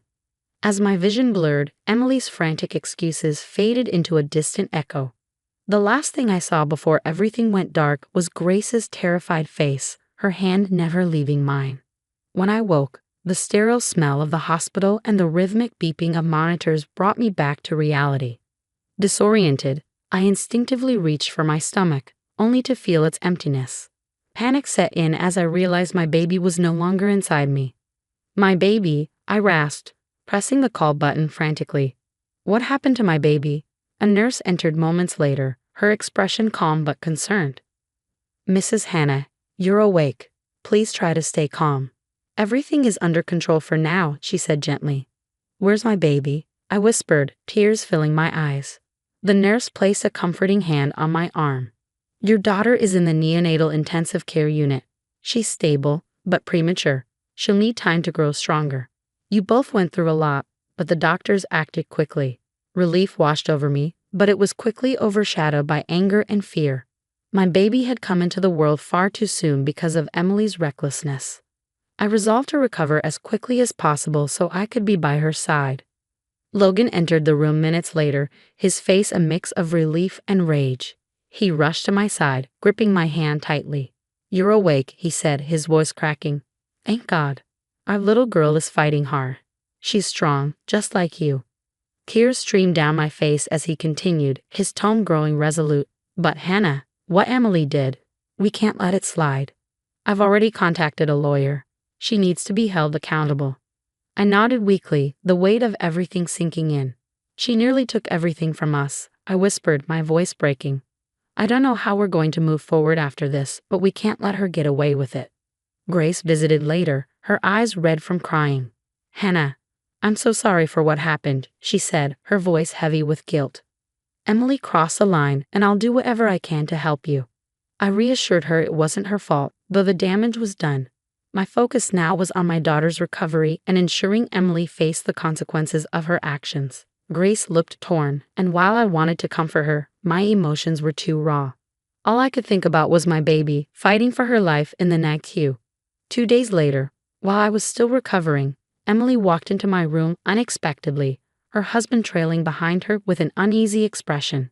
Emily's face was a mixture of defiance and something resembling remorse, though it was hard to tell. "I came to apologize," she began, her tone flat and insincere. "I didn't mean for things to get out of hand." I stared at her, struggling to contain my anger. "You kicked me, Emily. I almost lost my baby because of you," I said, my voice cold and steady. Emily rolled her eyes, waving a dismissive hand. "It wasn't intentional," she said, her tone defensive. "I was upset, okay? But I'm here to make things right," Emily said, her voice defensive. "We'll cover some of your medical bills. How about $5,000? Before I could respond, Logan entered the room. His expression was dark, his anger barely restrained. $5,000, he said, his voice low and cutting. "You risked my wife's and my daughter's lives, and now you think you can buy your way out of it." Emily's husband stepped forward, hands raised in a placating gesture. "Look, we're just trying to resolve this without dragging it out," he said. Logan turned his cold, unwavering gaze toward him. "This isn't something you can fix with money. What Emily did was assault. There are going to be consequences." Emily's composed facade cracked. "You're all overreacting," she snapped, her voice rising in frustration. "I had a hard enough time as it is, and now you're punishing me for one mistake." "One mistake," I said, my voice trembling with fury. "You put my baby's life at risk. This isn't about your struggles, it's about your actions. You could have killed her. You don't get to walk away from that with a check." Realizing we wouldn't accept her offer, Emily stormed out, muttering about how unreasonable we were. That evening, Logan and I filed a police report against her for assault and reckless endangerment. Grace, horrified by her daughter's behavior, provided crucial evidence, security footage from her living room. The video captured everything: the argument, the kick, and my collapse. It was undeniable proof of Emily's aggression. As the investigation began, Emily denied responsibility, insisting it had been an accident. She claimed she acted out of overwhelming stress and frustration. But the evidence painted a different picture. I was determined to see justice served for my baby's sake. The trial began 2 months later. Emily arrived in court with her lawyer, her demeanor a mix of defiance and defensiveness. Logan and I sat together, resolute in our pursuit of justice. The security footage Grace had provided was the cornerstone of our case, clearly showing Emily's deliberate and reckless actions. Her lawyer argued it was a misunderstanding, claiming the kick was unintentional and born of emotional distress. "It was a moment of poor judgment, not malice," he said. But the prosecution presented additional evidence, including Emily's history of hostility toward me. They played footage of her yelling and lunging at me during an argument, which further undermined her defense. When Emily took the stand, her composure unraveled. "I was pushed to my breaking point," she cried, her voice rising. "You wouldn't understand what it's like to face constant failure." Her emotional outbursts only hurt her case. Outside the courtroom, during a legal meeting, Emily lost her temper again and threw a cup of coffee at me. Thankfully, it was cold. The incident was reported and added to the charges, further demonstrating her lack of control. Emily's behavior spiraled as the trial continued, solidifying the severity of her actions. The verdict was swift. Emily was found guilty of assault and reckless endangerment. She was sentenced to 6 months of probation, ordered to attend anger management classes, and required to pay $50,000 in damages. This amount covered my medical expenses, our daughter's extended NICU stay, and compensation for the emotional distress her actions caused. Hearing the verdict, I felt a wave of closure. Emily was finally held accountable, and justice had been served. Logan squeezed my hand, and I knew we had taken an important step toward protecting our family. With the trial behind us, Logan and I decided it was time for a fresh start. The stress of the legal battle had taken its toll, but we found relief in knowing Emily had been held accountable. We moved to Austin, Texas, a city we'd always dreamed of living in, to create a safe, peaceful environment for our family. We changed our phone numbers and limited contact with relatives who tried to mediate on Emily's behalf. Grace supported our decision wholeheartedly, though it broke her heart to see us leave. She promised to visit often and stayed in touch as we settled into our new home. Meanwhile, our baby girl continued her fight in the NICU, growing stronger each day. Logan and I spent hours by her side, talking to her, holding her tiny hand and cheering her on through the incubator glass. She became our symbol of resilience, a reminder of the strength we found in ourselves during this storm. After 2 long months, we received the news we'd been waiting for. Our daughter was ready to come home. The day we brought her home was one of the most profound moments of my life. Holding her in my arms, feeling her warmth, and knowing we had made it through together, I felt an overwhelming sense of gratitude. As I looked at Logan, our daughter nestled safely in his arms, I knew this was the beginning of a new chapter, one filled with hope, healing, and love. An overwhelming sense of gratitude washed over me as I cradled Lily in my arms. We have faced unimaginable challenges, but we had emerged stronger and more united.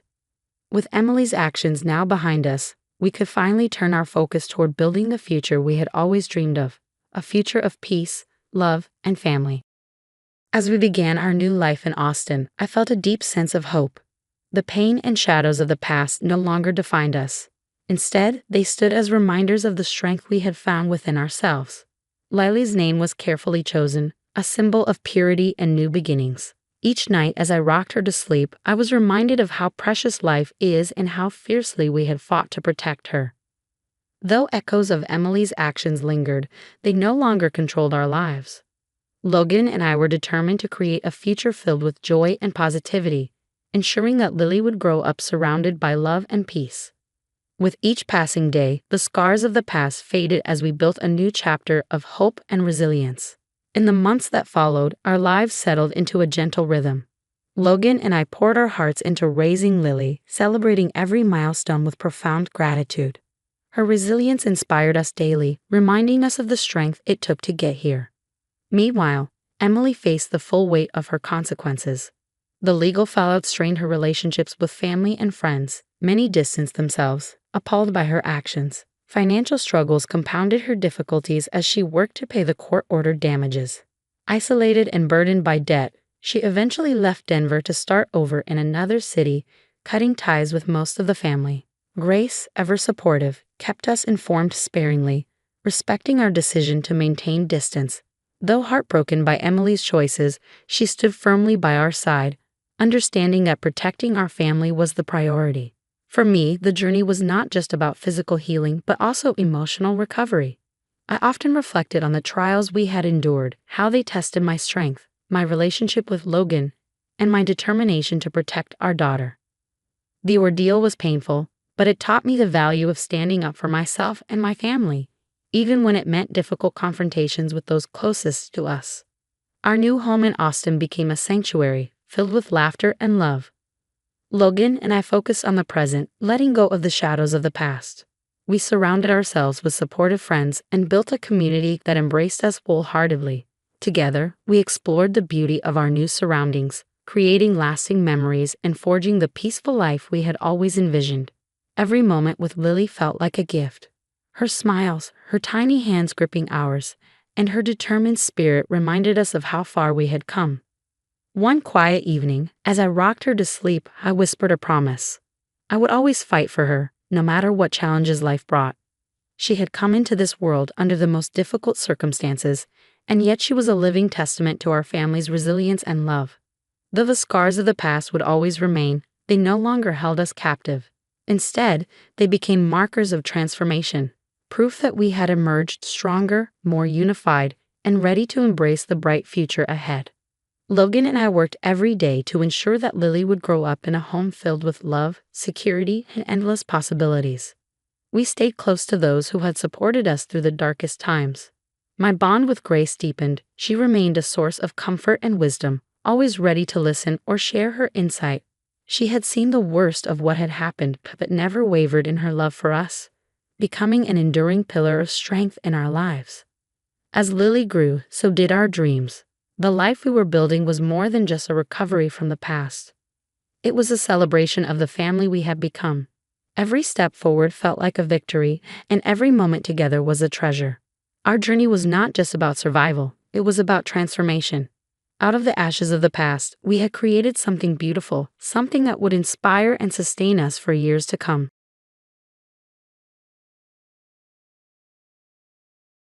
Hi, I'm Erica Christensen. Since I was a kid, I've always loved chemistry. I'd mix things in the kitchen, trying to create my own experiments. It drove my mom crazy, but I was hooked. After high school, I studied chemical engineering at university and later got a job at a pharmaceutical company developing new medicines. I loved the work. It felt good knowing I was helping save lives. 3 years ago, I met Isaac at a party hosted by a mutual friend. He was tall, with sandy blonde hair and a smile that could light up a room. We hit it off immediately. "Hey, I'm Isaac," he said, extending his hand. "I'm Erica. Nice to meet you," I replied, shaking it. We talked the entire night, and before long, we were dating. Isaac was charming, always knew the right thing to say, and made me feel special. After 3 years together, we decided to get married. Our wedding was small, with just close friends and family. Afterward, I moved into Isaac's family home, where his mother, Erin, also lived. Erin wasn't in good health, and Isaac took care of her. I wanted to help, but it was all new to me. "Isaac, have you thought about maybe getting her into a care facility? They could give her the medical attention she needs," I suggested gently. Isaac looked uncomfortable. "I don't know. Mom's always wanted to stay here. She's comfortable at home." "Yeah, but she needs more care than we can provide. Just think about it." "Okay," I said, hoping he'd consider it. The next day, Isaac's sister Brittany came over. Brittany was always tense and full of complaints. She'd recently lost her older husband, who had left her a sizable inheritance. We didn't get along. "What's this I hear about putting Mom in a home?" Brittany snapped as soon as she walked in.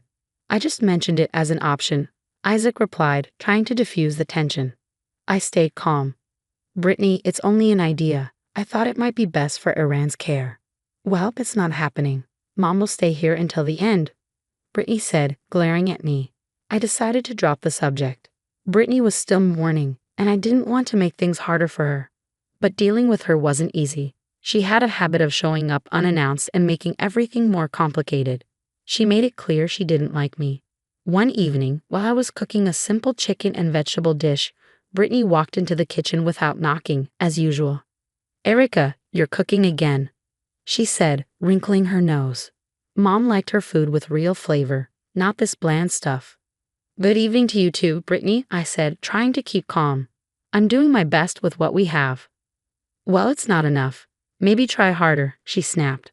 I bit my tongue, unwilling to argue. Isaac walked in, sensing the tension. "What's going on here?" he asked, looking between us.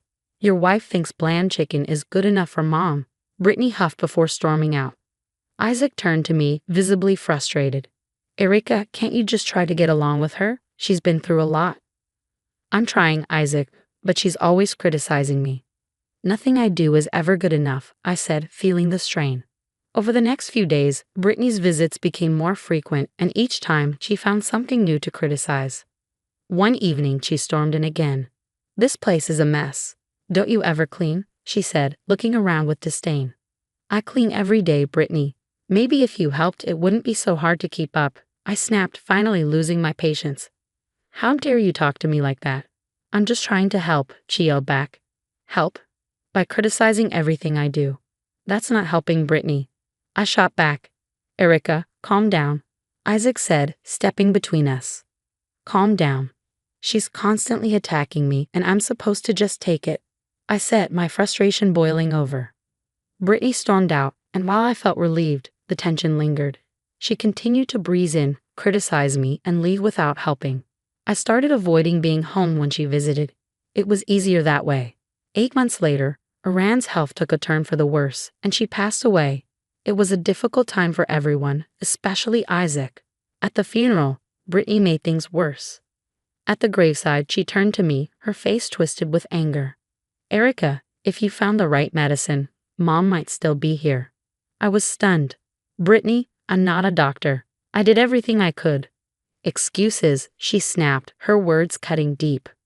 After the funeral, I told Isaac, you need to talk to Brittany. She can't keep blaming me for everything.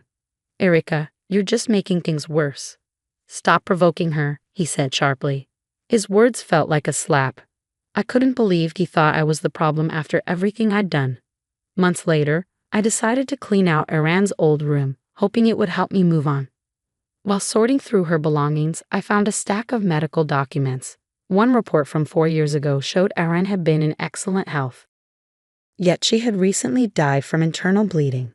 It didn't make sense. When Isaac got home, I showed him the documents. 4 years ago, your mom was fine. Then she dies of internal bleeding. And didn't Brittany's husband die of the same thing? I asked, my heart racing. Isaac frowned. Yeah, internal bleeding. And they both had unexplained bruises. Bruises like that can happen if someone's taking blood thinners. But neither of them were on any, right? No, they weren't, he said, his face pale. Erica, what are you saying? I don't know yet, I replied, dread creeping in. But something's not right. I'm probably just overthinking, I muttered, trying to steady my nerves. But a few days later, I noticed bruises on my arms and legs, bruises I couldn't explain. I hadn't bumped into anything, and it didn't make sense. Uneasy, I decided to run a blood test at my lab just to be safe. When the results came back, I was stunned. My blood showed high levels of warfarin, a powerful blood thinner. I hadn't taken anything like that. Panic rose in my chest as I realized someone was poisoning me. Isaac, we need to talk, I said, finding him in the living room. What is it now, Erica? He asked, sounding exasperated. There's warfarin in my blood. Someone's been poisoning me, I said, showing him the lab results. What? Who would do that? It doesn't make any sense, Isaac said, shaking his head, his expression a mix of confusion and disbelief. I don't know, I replied, my voice trembling, but I have a terrible feeling it's connected to what happened to your mom and Brittany's husband. Isaac frowned. Erica, you're starting to sound paranoid. I'm not paranoid. This is real, Isaac, I said firmly. We need to figure out who's behind this.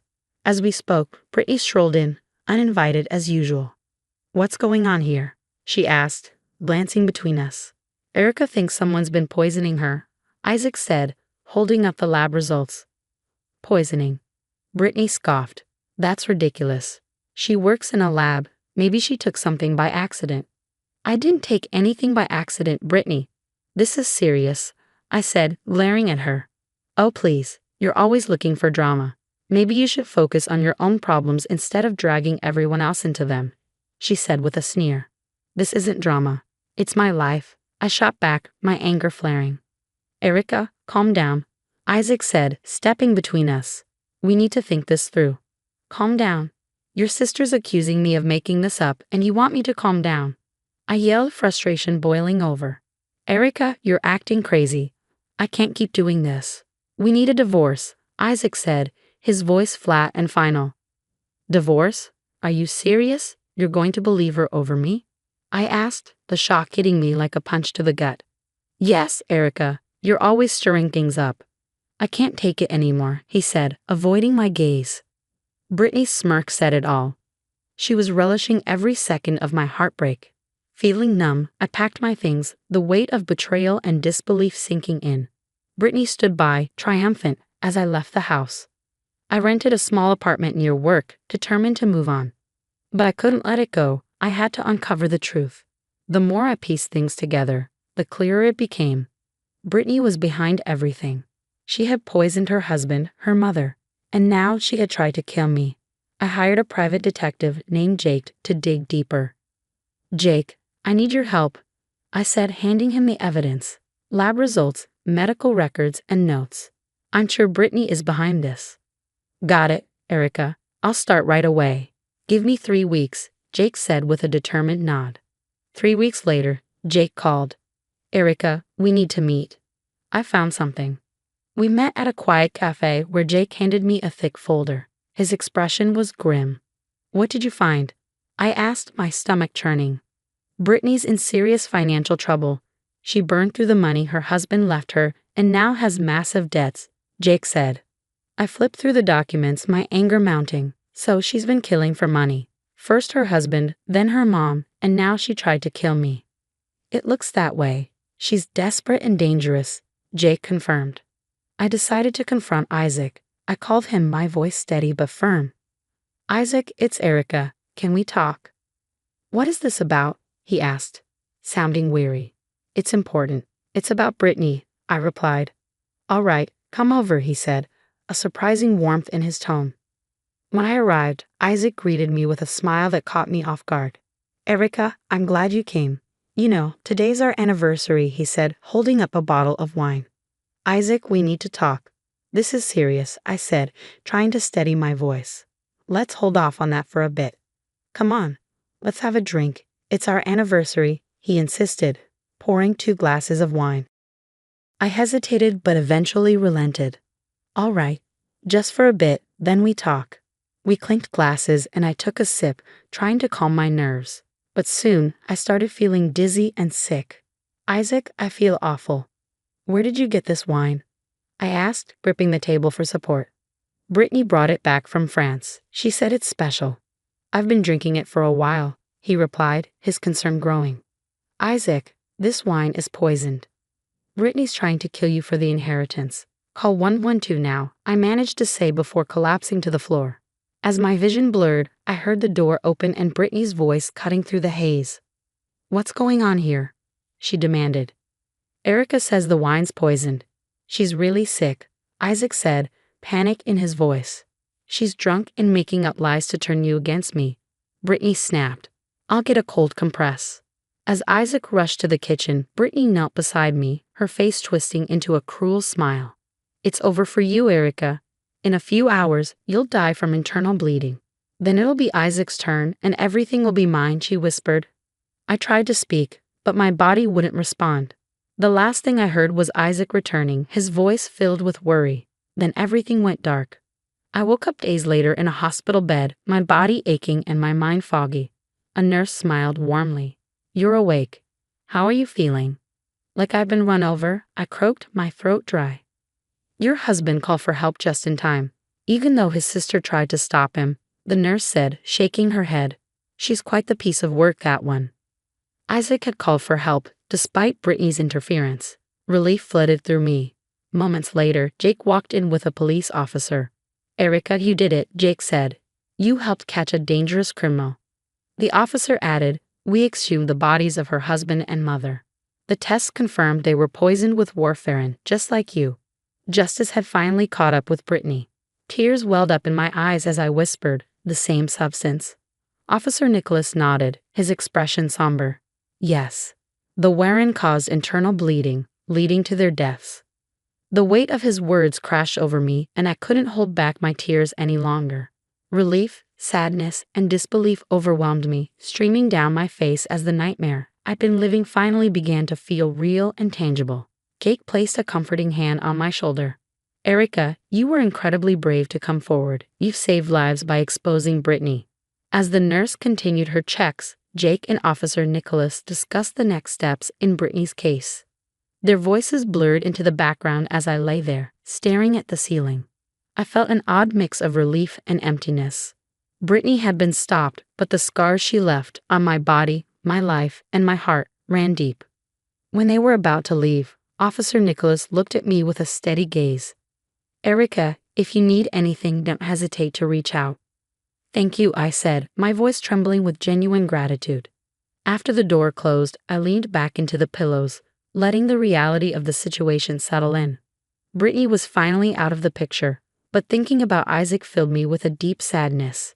Healing would take time, physically and emotionally, but at least now I had a chance to rebuild my life. The day of the trial was nerve-wracking. I sat in a courtroom, my heart pounding, knowing I'd have to face Brittany and recount everything she had done. Isaac was there too, seated a few rows ahead. His face was etched with doubt and confusion, as if he still couldn't fully believe his sister's guilt, even with all the evidence stacked against her. As we waited for the trial to begin, Isaac turned to me, his voice low and tense. "Erica, I still can't wrap my head around this. It feels like you're just out for revenge." His words sliced through me like a blade. How could he defend her even now? How could he doubt me after everything? When the trial began, the prosecutor laid out the case in meticulous detail, presenting the damning evidence we gathered. My hands trembled as I was called to the stand to testify. "Erica," the prosecutor began, his voice calm and steady, "can you tell us about your suspicions and the evidence you discovered?" I took a deep breath, steadying myself. I started noticing strange symptoms after moving in with Isaac. His mother's health declined rapidly, and she had unexplained bruises. Later, I found the same symptoms in myself. The prosecutor nodded. "And what did your investigation uncover?" "I hired a private detective," I said, my voice shaking. "He discovered that Brittany was in serious financial trouble. She poisoned her husband and mother and tried to do the same to Isaac and me for the money. Did Brittany ever say anything to you that indicated her guilt?" I hesitated, then spoke, my voice breaking. "Yes, just before I collapsed, she told me it was over for me. She said Isaac was next, and that she wanted everything we had." The defense lawyer stood for cross-examination. "Erica," she began with a sharp tone, "isn't it true that you and Brittany never got along? Couldn't this be a personal grudge?" "No," I said firmly, meeting her gaze. "This isn't personal. It's about stopping a killer." As the trial progressed, witness after witness testified. The evidence against Brittany mounted. Jake presented his findings, and the medical examiner confirmed the presence of Warren in the exhumed bodies. Finally, Brittany took the stand. At first, she denied everything, but under the weight of the evidence and her own arrogance, she cracked.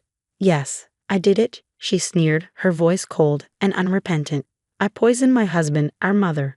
And I tried to poison you too, Erica. I wanted it all, the money, the property. And look at you now, Isaac," she added with a cruel laugh, "crying like a baby." Isaac's face crumpled as tears streamed down his cheeks. "Brittany, how could you?" he whispered, his voice trembling with heartbreak. "You were always so gullible," she spat. "You never saw what was right in front of you." The judge banged the gavel, calling for order. Brittany was convicted of 2 counts of premeditated murder and 2 counts of attempted murder. As the guards led her away in handcuffs, her smug smile faded, replaced by the grim realization of her fate. The trial's conclusion brought a sense of justice, but the scars remained.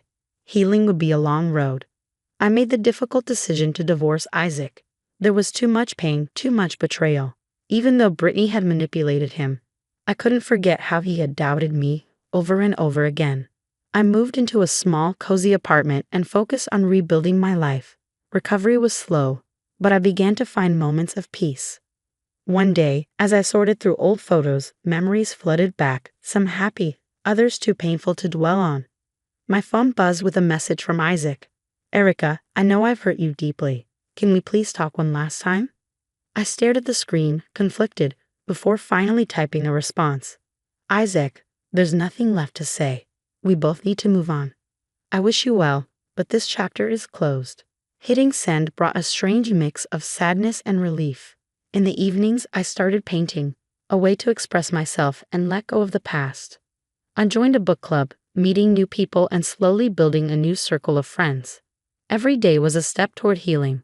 The past would always be a part of me, but it no longer defined my future. Stronger and wiser, I was ready to embrace the life that lay ahead.